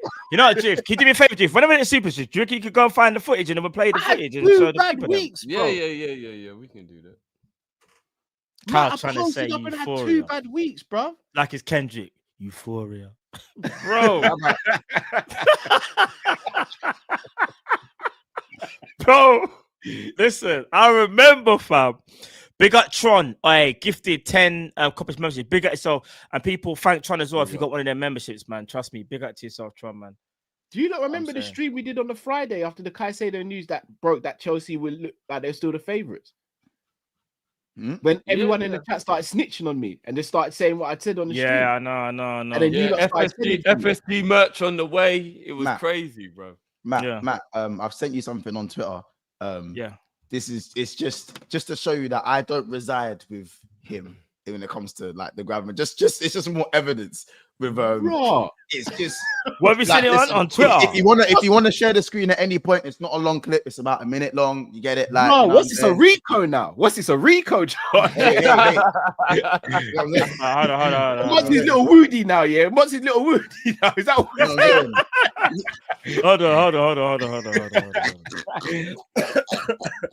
Hold on. Let me see. Listen, Cal, why aren't you as angry as I am? Why are you as angry as I am? No? I had a bad couple of weeks that August, bro. Do I hear it, bro? Cal, I was the one who, you get it? I even go as far as to say it was my fault. It was my fault. It's always your fault, bro. It's always your fault. It is always your fault. Hey, let's not go that far. It's not always. You gassed me up on the Zubimendi thing as well. I know. But what do you want me to do? What do you want me to do? Not call your phone? No, but you call me. What, Cal? You gotta go live now. You and the man. Matt and Drift aren't available, and I got the kids. Bro, bring Robbie on stream with you, bro. It's minor, bro. It's Zubi. Now look, bro. Man told you to burn a spliff in front of the kid. Mad thing. Now look, bro. I got a you in the house that don't respect you. Put him on blast, bro. Mad thing. All right, so this is what. Hold on. There we go. Can you establish the date of this, please, Matt? Can you establish the date, please, Matt? It was. Hold on. I'm never gonna forget this stream, you man. Don't slip up for the rest of the season. I can confirm the date. I can confirm. It's 23rd of October, 2023. Yeah, that drift. Date. 2023 of October. Sorry, of October. Yeah, of last year. That's last year. So it was about 13, 14 months ago. Yeah, it's what Monty's saying about Gravenberch. Hello. Gravenberch is this man has done a thesis on Adam Lallana's Cruyff turn. I promise you, he has every half turn in the book. Over your shoulder, across the right, Cruyff turn left, Cruyff turn right. This guy has it all. The inside scoop, the inside, he's got it all. He's got it all. This guy is cold. I thought, you know what? He's doing it against Lask and them, man. Can he do it in the Prem? Of course he can do it in the Prem. Of course he can do it in the Prem. Of course. He's a bad man. Gravenberch. I guess Mott's never doubted Gravenberch, but hey. Yeah. So you lot made a big mistake. I know Gifty matter like this with the knighthood right now. You man are you man are knighting me. I welcome. I don't like the way Cal said you lot. I haven't said nothing. No, do you know what? I haven't said nothing either. Don't lie, man. Don't do that. What have I said? What did I say? Man, always want to start a fire and then stand there with the matches and go, it weren't me, you know. Yeah. But Monster said, he was just like, listen, Matt, like drift, like I was the same as you, man, innit? Like I believed in it. That's what he said. That's not against you. He's just basically saying about he was part of the Gravenberch gang, innit? For the guys who want to reassess that transfer window thing, I found it, but it's 2 hours and 40 minutes long. We'll have to address that on another day. That is a very long stream. Don't worry. I'm gonna chop some streams up myself. The Artemelo one, yeah. I watched that the other day. Soon come. Oh, right. You know what? If we're all gonna start snitching, all right, cool. WhatsApps are getting leaked. What do you mean? Say less. Start snitching, brother. No, WhatsApps are getting leaked. Say less. There's been more said in a WhatsApp than there is on any video. I can tell that from now. You know what, Matt? Things that are in the public are cool. Don't turn into a bad B though. You can't do the WhatsApp. No. Bro, if we're gonna start doing this,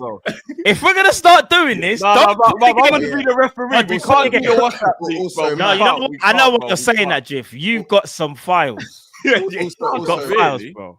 Not really. I don't know. Shall we speak about a winger? Hello, Matthew. Yeah. I've got FIFA on PS5 now, so I'm ready when you are. Aye, cool. Even though the game is trash, but we can play. Yeah, the game is trash. still play it. I'll play it. That's fine. My crimes are more in conversations than WhatsApps. I don't really have much WhatsApp crimes. I've got some phone call crimes. Of course, we all have. I know Carl, right? As a phone call felon. It's all, when you call Carl, that's what calls are good because there's no Ev. There's no Ev with the phone call. Well, in fact, do you guys remember this phone conversation about a certain winger is better technically than Salah? Oh, wait, that haunts me forever. If we say, I'm not saying nothing. Yeah, everybody. I'm not saying nothing. Everybody has had some phone call howlers, of course. This is how it works. Wait, yeah, I'm trying. I'll tell you, I'm not. Listen, that's what I'm gonna say. I take that to the grave. I take it to the grave. We can't even release that file. Does he play for Liverpool? Oh, we're definitely not releasing the WhatsApp stuff. We're putting a timeout on that. Some people are scared. No, I'm trying to protect. Menace, you know. We're doing that. That's too much, bro. That's too much. We can't. Menace, don't mess with me. You know, if you're gonna try and shoot at me, Ruben. If you're gonna try and shoot at me, everybody's getting shot. All right, let's move on. All right, big up Hendrick. He says. Big up Kopish, get rid of this Scott. Oh, this is rough. Flipping out. Get rid of Scottish Kyle Walker ASAP. And I'm going to say it right now. Replacing Trent is easier than replacing Salah, Virgil van Dijk. So I'm going to blitz through these people because we got so many super chats. I think everybody agrees with you on that one, to be fair. Big up to everyone as well because there's a lot of supers. John L says, not going to lie, boys. I actually enjoyed that game. Let's let these players work longer than Whistler. We will be cooking gravy, not even our gravy's not even our mamas could even imagine. I hear it. Big up Ty says, real talk, I think Trent's legs are gone. Offload. No, they're not. They're not. I don't think so. Big up M says, fullbacks, criminal. What's that? Nah. Oh. The one thing I'll do to back up that super chat, even though I disagree they're gone, is he was in the Klopp system, so they're probably a lot heavier than they should be at his age. I'll agree with that. Yeah, maybe. But to say gone, like no, gone is. But I don't believe Trent will be able to be a right back past 28 though. Interesting. Bigger M, fullbacks, criminal slot coached a 3-1 with 10 men. He did, you know. Big up Pradip. He says Arsenal draw has made this result more bearable. Facts. That's what I said at the beginning. Facts. Yeah, big facts. Yeah. Big up Alex. He says Gravenberch like a new signing for centre backs, guys. That's what FSG. No, let's not even joke centre back now. Yeah, let's not. I was gonna make a joke, but you lot told me stop putting things in the atmosphere. Nah, don't be remember when Klopp realised that Flacco could play centre back, so no, he did it? Drift, we're not doing that. We're not doing that, bro. No, we're not. Slot saw what was possible today. We can't, bro. We can't. That's crazy. We know we're signing João Pedro anyway, though. He's just on the committee. Yeah. Just spoke to Edwards and them, man. So it's done. It's Edwards, bro. I just say it straight. Bring me Cunha. Monts, you don't get who you want. It's who Drift wants, bro. No, facts, bro. No, I used to think it was a myth. Wait, Drift, would you take Cunha? Like 30 mil? No, he would 100%. No, they paid 45 for him, bro. You got to pay about 70 for Cunha, bro. No. If they get relegated, bro, I reckon you get. All right, let's say. If they're relegated, then you know what I'm saying? Not over Pedro, bro. I'm Pedro over anyone. 35 mil cash. You know what I'm saying? How about that one? No, Pedro over everyone. Big at Nelson. He says, Manda, we need to watch this. Watch his interview. It will say a lot. He does not seem a bit checked out. One never seen an interview like that with Trent. He does seem a little bit checked out. One's never seen an interview. He's saying he feels like he is a little checked. Is he? I'll say it right here, right now. If he actually wants to go Madrid and he is going to do the free thing, then get rid of him in January. I don't want anyone on the train that doesn't want to be here. I agree. If he wants to go, you have to let him go. We're not doing the Gertzer sitting there watching the Champions League final between the team he's at that raised him, but he's going to that team. No, fuck that. We're not doing that at Liverpool. No, I've said this already, and no one is associating me when I say this. If Trent leaves in January, he's dead to me. But yeah, he leaves in January, he's dead to me. I'm kind of on that wave still. Quick, bro. No. That's been. I've been consistently saying that. In January, in the middle of a title race, when it's all to fight for, when we don't actually have like a backup right back that's even fit right now, he's dead to me. Corner taking. I'm not gonna lie, Carl. It's just kind of what Coutinho did.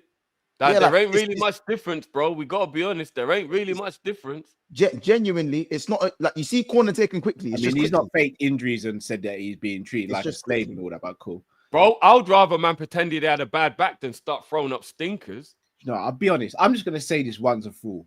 Bun Coutinho. I've been holding that for years. Bun Coutinho, no, please. Move like a bitch. He moved like a bitch. Bun Coutinho. Cal. Yes, I said it. I've said it. Oh man. You guys, why are you gonna do this, bro? What's Coutinho got to do with Trent Alexander-Arnold, bro? Someone just brought up Coutinho.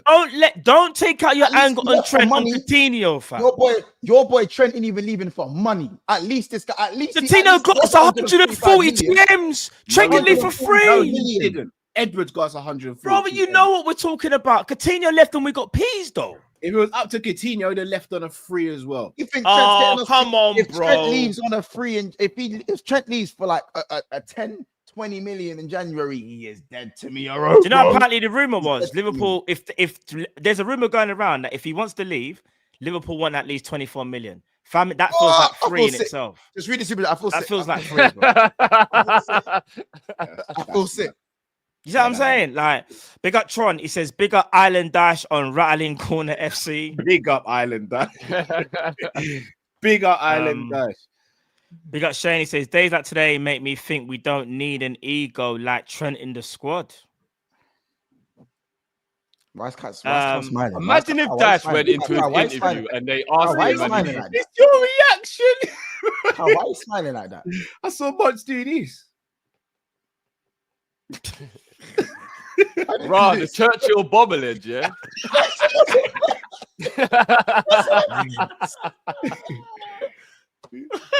I said, "Oh no, oh yes." Big up Dean. He says, "I'm super annoyed, fam. Please check your Twitter." Who's that too, Dean? Yeah, Dean sent us the still image of Diaz. Oh, okay. Big up Dean. Big up Dean, man. Mohammed, our players should go down after fouls. It's annoying. I'm good that they don't, you know. Big up Riffwick. He says, what was our formation after the red card? And how did it change after Jota and Elliot came on, according to you all? I don't even know. I'll be honest with you. At that point, the formation was just changing all the time. After the red card, there wasn't a formation. It was freestyle football. Yeah, it was just football fluidity. That's all I can say, really. But the players seem to One thing I will say now in hindsight, when I'm not in the heat of battle, when I was all paranoid and stuff, seemed like the players might have done it to some degree in training because they kind of did know how to do it, even though they're being confused at times. Like Jones coming in at right back, and then all of a sudden Gakpo's at right back. There has to have been some element of training done in that, because I don't know how they would just be doing it randomly. Yeah, that's a good point. Because obviously that's what. Yeah, no, that's a good shot. They must have done some kind of training of what happens if a player gets a red card. They must. Yeah, they definitely do scenarios as well, 100%. Tev carried Hendo, Milik, etc. for too long. Can't do it again. I think that's in refers to Robbo. Ty says Klopp years put so much mileage in the legs and mentally players don't even age gracefully. They drop off a cliff while they're still relatively young, you know. Flipping out. I don't think that's true. I think they're on evidence. No. There are some cases where it's true, but not always. If you get what I mean. So, like, I don't know. I don't know of a player that's left Klopp's thing and thrived like on a mad thing.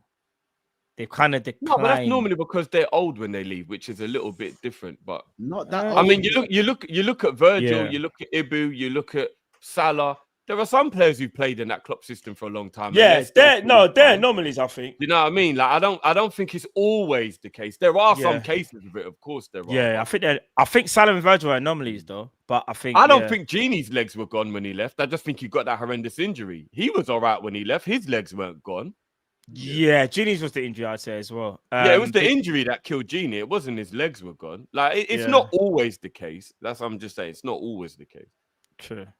Big Atalan said, Drifty, you said Robbo has bozo moments and we must put context into it. Know what the context is, Drift? Context is his mistakes are costing us points. Don't know if you agree with that, Drift.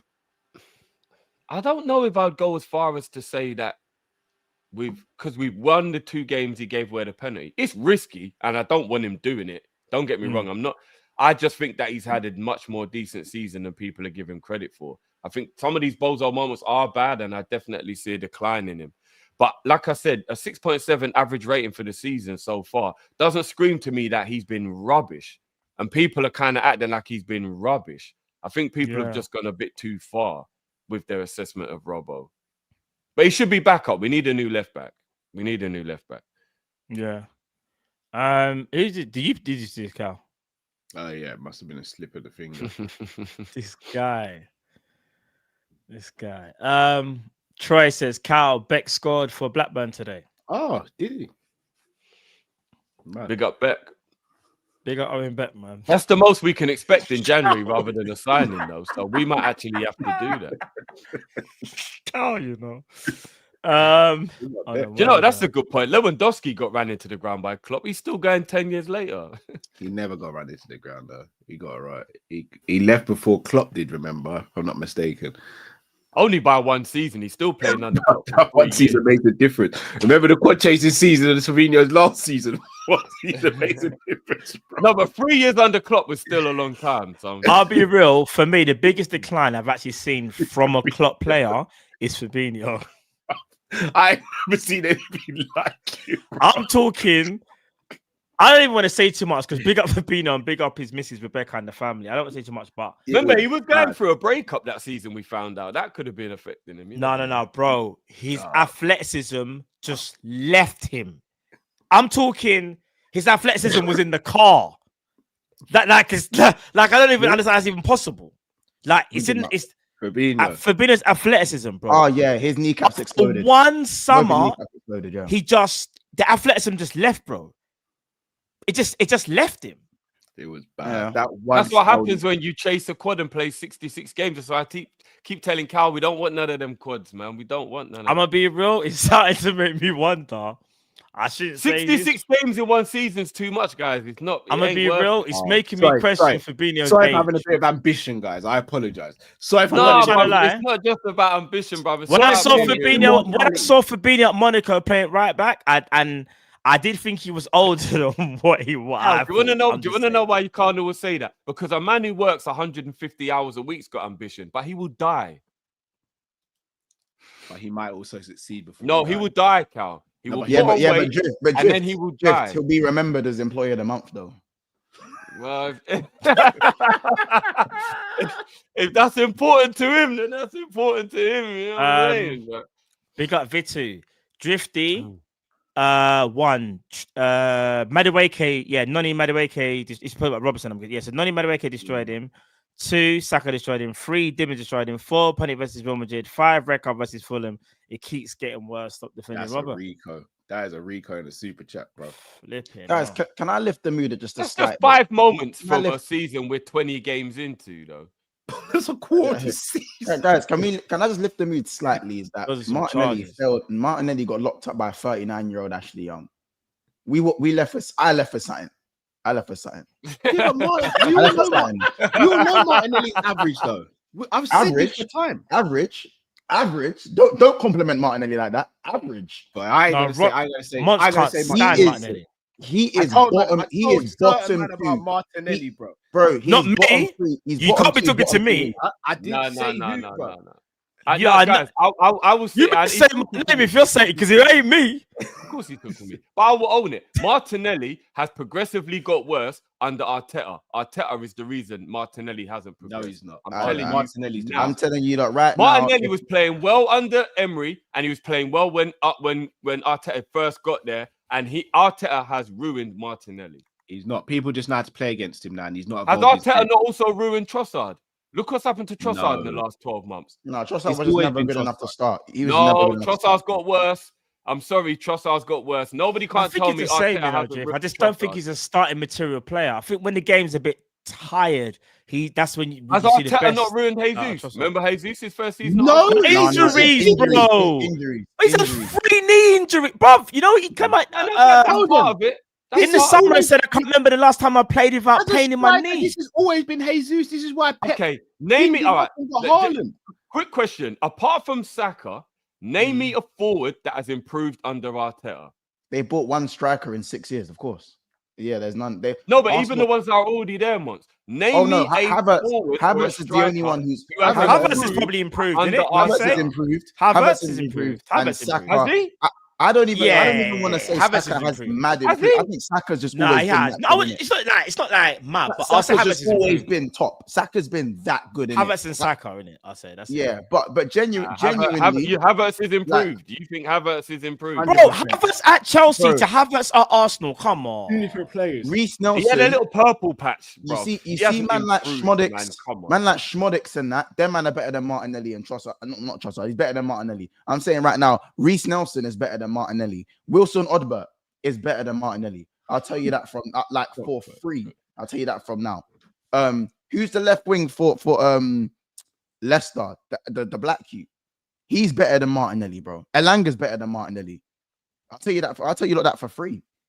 Adam Armstrong, he's better than Martinelli. I'll tell you that for free. Martinelli's always been basic. Free. Martinelli's down there with Garnacho. with the like genuinely, and it's I struggle to look that far down the table because there's roaches and there's algae down there, but genuinely he's that bad when it comes to the wingers and that. He's genuinely that bad. Algae. That is crazy. Just saying. Big up Genie. He says Trent is moving like a person who put in a 2 weeks notice at work and already has another job lined up. You know them man who don't put in as much effort after just putting in their 2 weeks notice. That's the reason I don't want him here if he really wants to go. Yeah. 2 weeks. I hear it. I don't. Again, no one knows whether that's true, but I understand why that was brought up. I brought it up as well. It just looks a bit. I don't know. That's the honest truth. It's a bit suspect, but hey. Big up Samuel Legend. Robert been playing with a kilt on 4 years. First, I can't even. It's very awkward for all. I don't even want to be. Sorry. That wasn't funny. I saw something on the phone that was funny. Yeah. I saw something on the phone that was funny. You know, we can learn 2.0. Trying to figure out what he fully means as well. It's like I don't know, but I'm just trying to run past it, fam. Basically, Trying to run past it still. Basically saying it's windy for a minute. It's windy. And when it's cold, there's a drift in it. When it's cold, it's a bit drifty. Cold. It's cold, isn't it? It's cold. It's a bit drifty still. You never walk alone 2.0. LFC had to dig deep. Good save from the lads. Gravity sensational. What a player. Need to upgrade 4-5 players and be ruthless to keep ahead of the game. I hear it. Football Blast TV. Grav and Sova made us not to miss Matt today. I know exactly what you mean by that. We missed McAllister, but those two they were phenomenal. I think we can all agree on that 100%. Star days in Trent wants Madrid, but if he puts out these games defensively for them, they will riot and he won't have the I'm scouse and nonchalant, let it slide attitude. The only problem is because 90% of the teams they play, they cruise, it won't be as obvious at Madrid, isn't it? 100%, Jeff. And they normally have the ball 9 times out of 10 in it. In most other really than Barca or an away game at Atletico or something, they literally dominate the ball literally nearly every game, bro. In the Liga. So 100%. Big up Hurstman. I will never understand how LFC fan will call a player S from they wear the Liverpool shirt. They will never walk alone. I guess those words don't mean anything to some of us. I hear that. I understand that. I think you can say you feel like a player is like he's not good enough, and I guess frustration can happen when like if someone frustrates you, you might just say, You want to be more harsh than rubbish because I think you can say a player is rubbish. You don't think he's good. Yeah. You basically saying he's rubbish.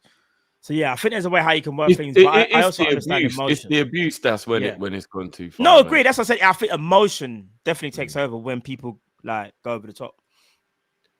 Reform 3D. Slot's reaction to the Jota goal. Gaffer was pumped. Bro, Slot thought at that point we're going on to win the game. I'll be real with you. So I thought we were. I was pumped. Yeah. Big up Shane. This Jota 5-game bang sesh before he gets struck by lightning or something is going to hit like crack. Big up Lit Vibe. It's Slot's responsibility to ensure are in good condition. Just imagine if all 4 were at the same level like what Pep does with City defenders. Huh? I think he's basically saying like, you know, like Pep had a point where like it didn't really matter who was playing because they were all of a very similar high level. Oh, yeah. I hear it. Sorry, it's easier said than done when you got 45 million, 50 million for each defender whenever you wanted it. But plus, I also don't want 130 charges, but we move. Cam J, someone explain why Trent was inverting with 10 men when we were down to 10 men. Yeah, because in the he first was doing half, what he wanted. It looked like that's right. On the touchline, he was told to be in the first half. He was told to stay wide. You could see Slot going like that to stay wide. I hear it. We got Omar Spurs away, not easy. Possible bogey game back line. When is the Spurs game, by the way, guys? Next week. Oh, I'm not looking forward to that game at all, man. They've got no centre backs, but we need to be wary of Kulusevski and Maddison. And them. Bro, you know so crazy? They had no centre backs against Man City, you know. Yeah, but Man City again, roaches, algae. No, I know. Roaches and algae, man. Roaches and algae. No, I hear it. You know what it is? Tottenham is just a notoriously difficult game for us. Yeah, normally a bit tricky, 100%. Yeah, but I'm just not hearing the City thing like cool. No. Remember back in the day at school when you used to put your hand under the table and you feel the gum like the old chewing gum under the table at school. That's how I feel when people like speak about Man City, like that weird. You know what I'm saying? That is disgusting, man. No, genuinely, that's my point. Everyone knows the chewing gum was at the bottom of the desk. Everyone knows underneath the desk. Everyone knows that. You never put your hand. You know how disgusting it is if you accidentally touch someone else's chewing gum. You run straight to the toilet. Yes, bro. Finished, fam. Finished. You know, it's mad. As they say in school, you got the lurgies, fam. That's why I carry hand gel, bro. You never know when you're gonna need it, blood. Big up Tron. He's gifted another 5 Kopish memberships. Oh, big up yourself, Tron. Big up Tron. That's 15 already from Tron. Yeah, today, bro. Big up yourself, Tron. Big up, bro. man. Bizarre. Is it weird that I feel more confident about the title after the game and the circumstances? Boys, put on a shift and shot slow tactical class, in my opinion. A little bit of positivity. I like that, Bizarre. I like that. I hear it. Tane Jose says Arnie Slot got a yellow card and going to miss the Tottenham game and calm down. We got injuries and they will be back soon. And we have been linked to the left back in the January transfer window. We got linked to centre backs, left backs, and everything in summer as well. And we got none of that. So this is what I was going to say. The Kirk stuff does seem legit, though. I think it is personally. But I don't think that happens. Even if we do get left back, I'm scared it will happen until the summer.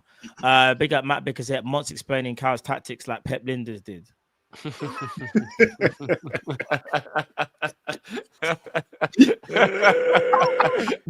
is crazy.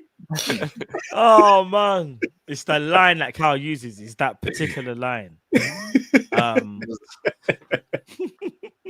Big up gang. Reminder, in the Prem era, we have never gotten over the line in a title race that looks like becoming one.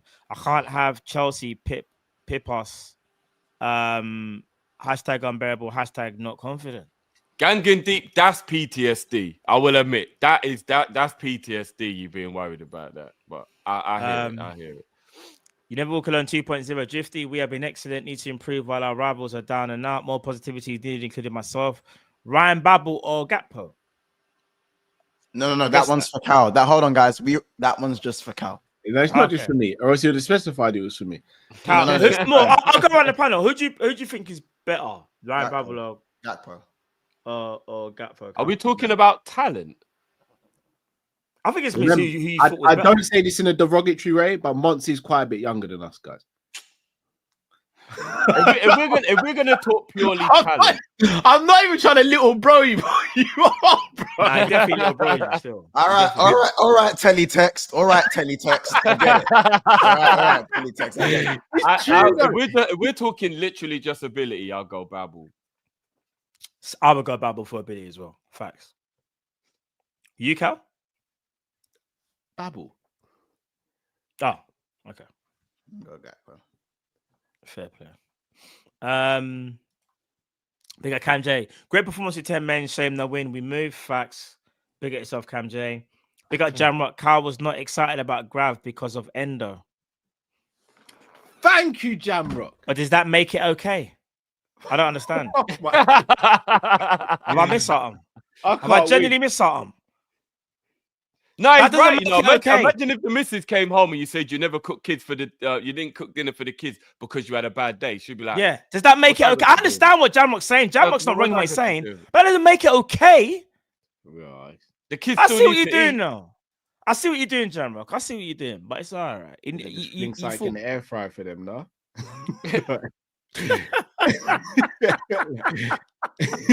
John L. You what? You man, the Red Valley Color winner just skinned the Real Madrid right back. What? Oh, that's all right, cool. Trent, you've been warned. Ain't easy, bro. Yeah, I just said the league ain't easy, bro. The Red Valley Color winger. He's just basically hypothetically. He's hypothetically speaking, like. Oh, okay, yeah. Okay. Silver Spring. There's no difference between Martinelli and Diaz. What? No. I'm sorry. What? There's no difference between Martinelli and Diaz, but you guys give credit to the latter for being busy.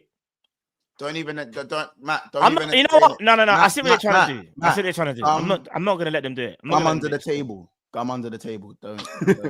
No, it's true. It's true. Algae on roaches. Dean, dear Slot, Going forward, more minutes to Tsimikas, Connor Bradley, Jota, and Kesa. Did FSG spend that guap in Jan? Don't be, I'll just say peas. That's what we all want. Facts. We're only gonna get one player, guys. So we've got to if we're lucky. We've definitely got to consider Drift, you know why I'm not as confident as you? When Klopp won the Prem and needed help in a time of need, then man said, don't worry, we'll give you Kabak and a hologram. No, I know. Klopp needed help and they said, don't worry, I got you. Would you be surprised if he said, no, guys, I don't even need it. I didn't even need much help. No. Klopp made it very clear he wanted a centre back that year. No, bro, don't you remember when Klopp was getting frustrated in the interviews, and he's like, "There's nothing I can do. I want to send it back. Are they gonna give?" When Klopp used to get vexed, but like, remember FSG only gave him a centre back because Matip got injured 2 days before the window shut. Mm-hmm. But I still believe we'll get one player this January. I do. I believe we're gonna get one. I don't know what position it will be, but I think we're gonna get one player in January. One player. Big up Ty. Says Fabinho is only 31. Right. See, this is what I was talking about, but I don't think you heard me. No. I'll be real. Go look at him. Go look at him when he's at Monaco, and you told me he looks the age he's supposed to be. And that sounds really harsh on Fabinho, but I'm just saying, fam. Might be an Obafemi Martins thing. I'm not sure. Silver Spring. When Trent had a bad game, people just don't focus on his performance. They question his attitude, ability, personality, and mindset. Very weird. Basically saying there's a little bit of a witch. No, but Silver Spring, you've got to watch today's game and seen it was a mentality thing. You have today, definitely. I know what he means because we do that with some players, maybe more in with certain players. But I will say today is I do feel like everyone is more than able to say something about that, because it did look like I won't say mentally checked out. He didn't have the desire, basically. You could tell he didn't have the desire today at all. And you shouldn't be saying that about any player. Do you know what I mean? So, big up Bizarre, man. He just gifted 5 Kopish memberships. Big up yourself, broski. Please make sure you say thanks as well, guys, if you're the recipient. H. Martinelli vexes me as a rival. Common sense is not a...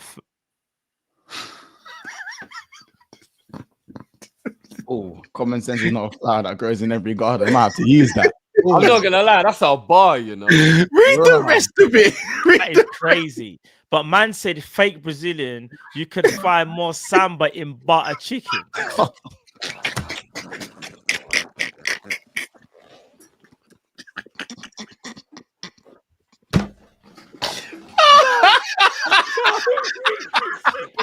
Bro. This is what I'm saying, fam. Hey, there was nothing in that, bro. Brazilian. Oh my god. That is crazy. That's actually crazy. Big Gakpo, 31 goals, Babel 22 goals. Let's not do that, bro. Because if we're gonna before we continue, big up Marcus. Marcus got a really good YouTube channel that does film reviews and stuff like that. So big up Marcus. No, big up Marcus. Marcus though, Rafa treated Ryan Babel really I was gonna say, bruv, Babel got dragged through the mud, and the reason why I'm not gonna do that, that can't always be the case, because obviously there's other aspects. It's like the same thing with Gerrard and Lampard. Lampard scored more goals than Gerrard. That is an actual fact.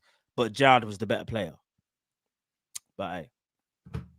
That was one of the best summers of my life. We signed Babel and Torres at the same time. Bro, I thought Babel was about to take over. I can't even say what I want to say about Babel. But I thought Babel was like the next, like Thierry. Yeah. He said it. I didn't say it. Everyone did. Yeah. Was... After that under-21 tournament, everyone thought he was going to be the new one. Really did. Oh, Matt, it is a hypothetical. Madrid are losing. Oh, shame. I didn't even know. Bun that team. Bun them. Yeah, man. Hey, and Carlo Ancelotti raised that second eyebrow, bro.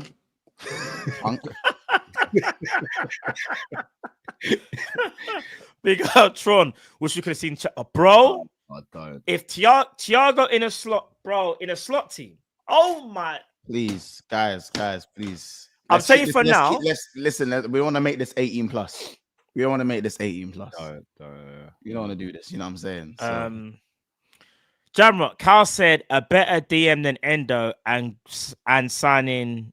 Okay, I'm guessing you and Jamrock are talking. Cause Jamrock is really trying to bail you out here. No, he's not bailing me out. He's bringing evidence to the courtroom. Cal, pay him with your account, please. In it.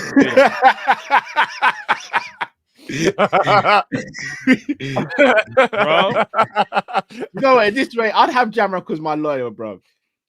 Bro, all I'm gonna say is this though, Cal. That'll make sense, bro. The FSG links. I remember you did say you said you don't think he was the right signing that we needed, didn't it? You wanted a bit more steel in midfield. I remember you saying, but I know what you said. Also, so it's not like you dislike Gravenberch. You just thought, pause. You wanted like a bit more of a destroyer in midfield, didn't it? Yeah. Do you know what I mean? I remember along with if we had signed Caicedo and Gravenberch, oh, best believe. Because I'm not going to cap on the show and say that when we signed Endo. But do you remember how annoyed I was when we signed Endo? I do. I also remember how annoyed Drift was. I also remember how annoyed I was, and the fans, and the chat, and Monts. I remember how annoyed everyone was. Wait, I remixed his name into End of the Road. Like, we remixed bro, to make ourselves not feel as bad, bro. We made a tune for Endo, bro. Rolling down the street. You know what I'm saying? I R&B'd it up. I was like, it's the end of the road. That was my singing it, bro. Everyone was doing their best, fam. The copium was crazy. No, bro. The copium was mad for Endo, you know. But bigger Endo though, man. But listen, guys, I think that's all the supers. I've just flown through about nearly 100 supers or something like that. I don't know how many I've just run out there, but I appreciate. All right, you have to do me like that, bro. Did you have to give the exact number? Make me look bad? I thought you genuinely wanted to know. Sorry. No. You was 100. I'm saying it felt like I ran through 100 supers. I just said, yeah. Well, 51's a lot, bro. No, of course it is. But I said 100 and you halved it. That's what makes me look bad. All right, my bad. Because I was reading them at a speed of light, bro. But anyway. Hurts when people take your words and twist it, innit, man? You know what? This is gonna be an ongoing battle. It's cool. It's cool. This is gonna be it's cool. But now listen, people, we really do appreciate each and every one of the super chats. We appreciate each and every one of you. Big up to Jamie, who wasn't able to finish the show. Big up Jamie. Big up Monts for joining today as well. Obviously, big up you guys each and every time. I don't know whether this is true. But I've just seen this. No, read the whole thing. It's a parody. He's taking liberties, bro. Read the whole thing. I didn't realize. I just saw the break and saw the first line. That's taking the piss. Guys, listen. We'll be back tomorrow. No. We'll be back on Kop-Ish on Monday for the Monday night show. People, make sure you go and check out Big Six Bands as well. I think Monts obviously don't remember. Monts will be doing his show Monday evening as well. It's normally after our show, so make sure you tune into that as well. Make sure you go subscribe to Monts as well, people. Appreciate it. Drift will be doing the Manchester Derby tomorrow. Yeah, Drift? Yeah. Manchester Derby? Yeah. Manchester Derby. I'll be doing the Brighton Palace game and the Chelsea Brentford game as well. So make sure, people, you go over to Big Up tomorrow. Stay tuned for that. We'll also be back on Jamie's channel for Tottenham, Southampton as well. Okay, and Tottenham, Southampton as well. So there's people. You got the games them tomorrow. There's 4 games on tomorrow, and they're all being covered by all of us on Big Up at the different games. So go over to Big Up. You know what time it is. People ask me if I'm doing a Madrid watch along today. No, I'll be real with you. I was gonna do it, but I'm head lost in it. There's no point. I don't really want to talk, especially after what happened today. I just don't even want to. Yeah, it's cool. Just let them do what they're doing, innit? They're probably gonna flip in win anyway. But you missed Ty super chat. We didn't miss any, guys. We didn't miss any super. No, I read every single one. Where? Write a normal, Ty, a normal one. If you think that I've missed it, but I'm literally sure that I read all of them. I'm just trying to see. There's so many to go. Yeah, Ty, just write a normal now quickly, bro. Just quickly.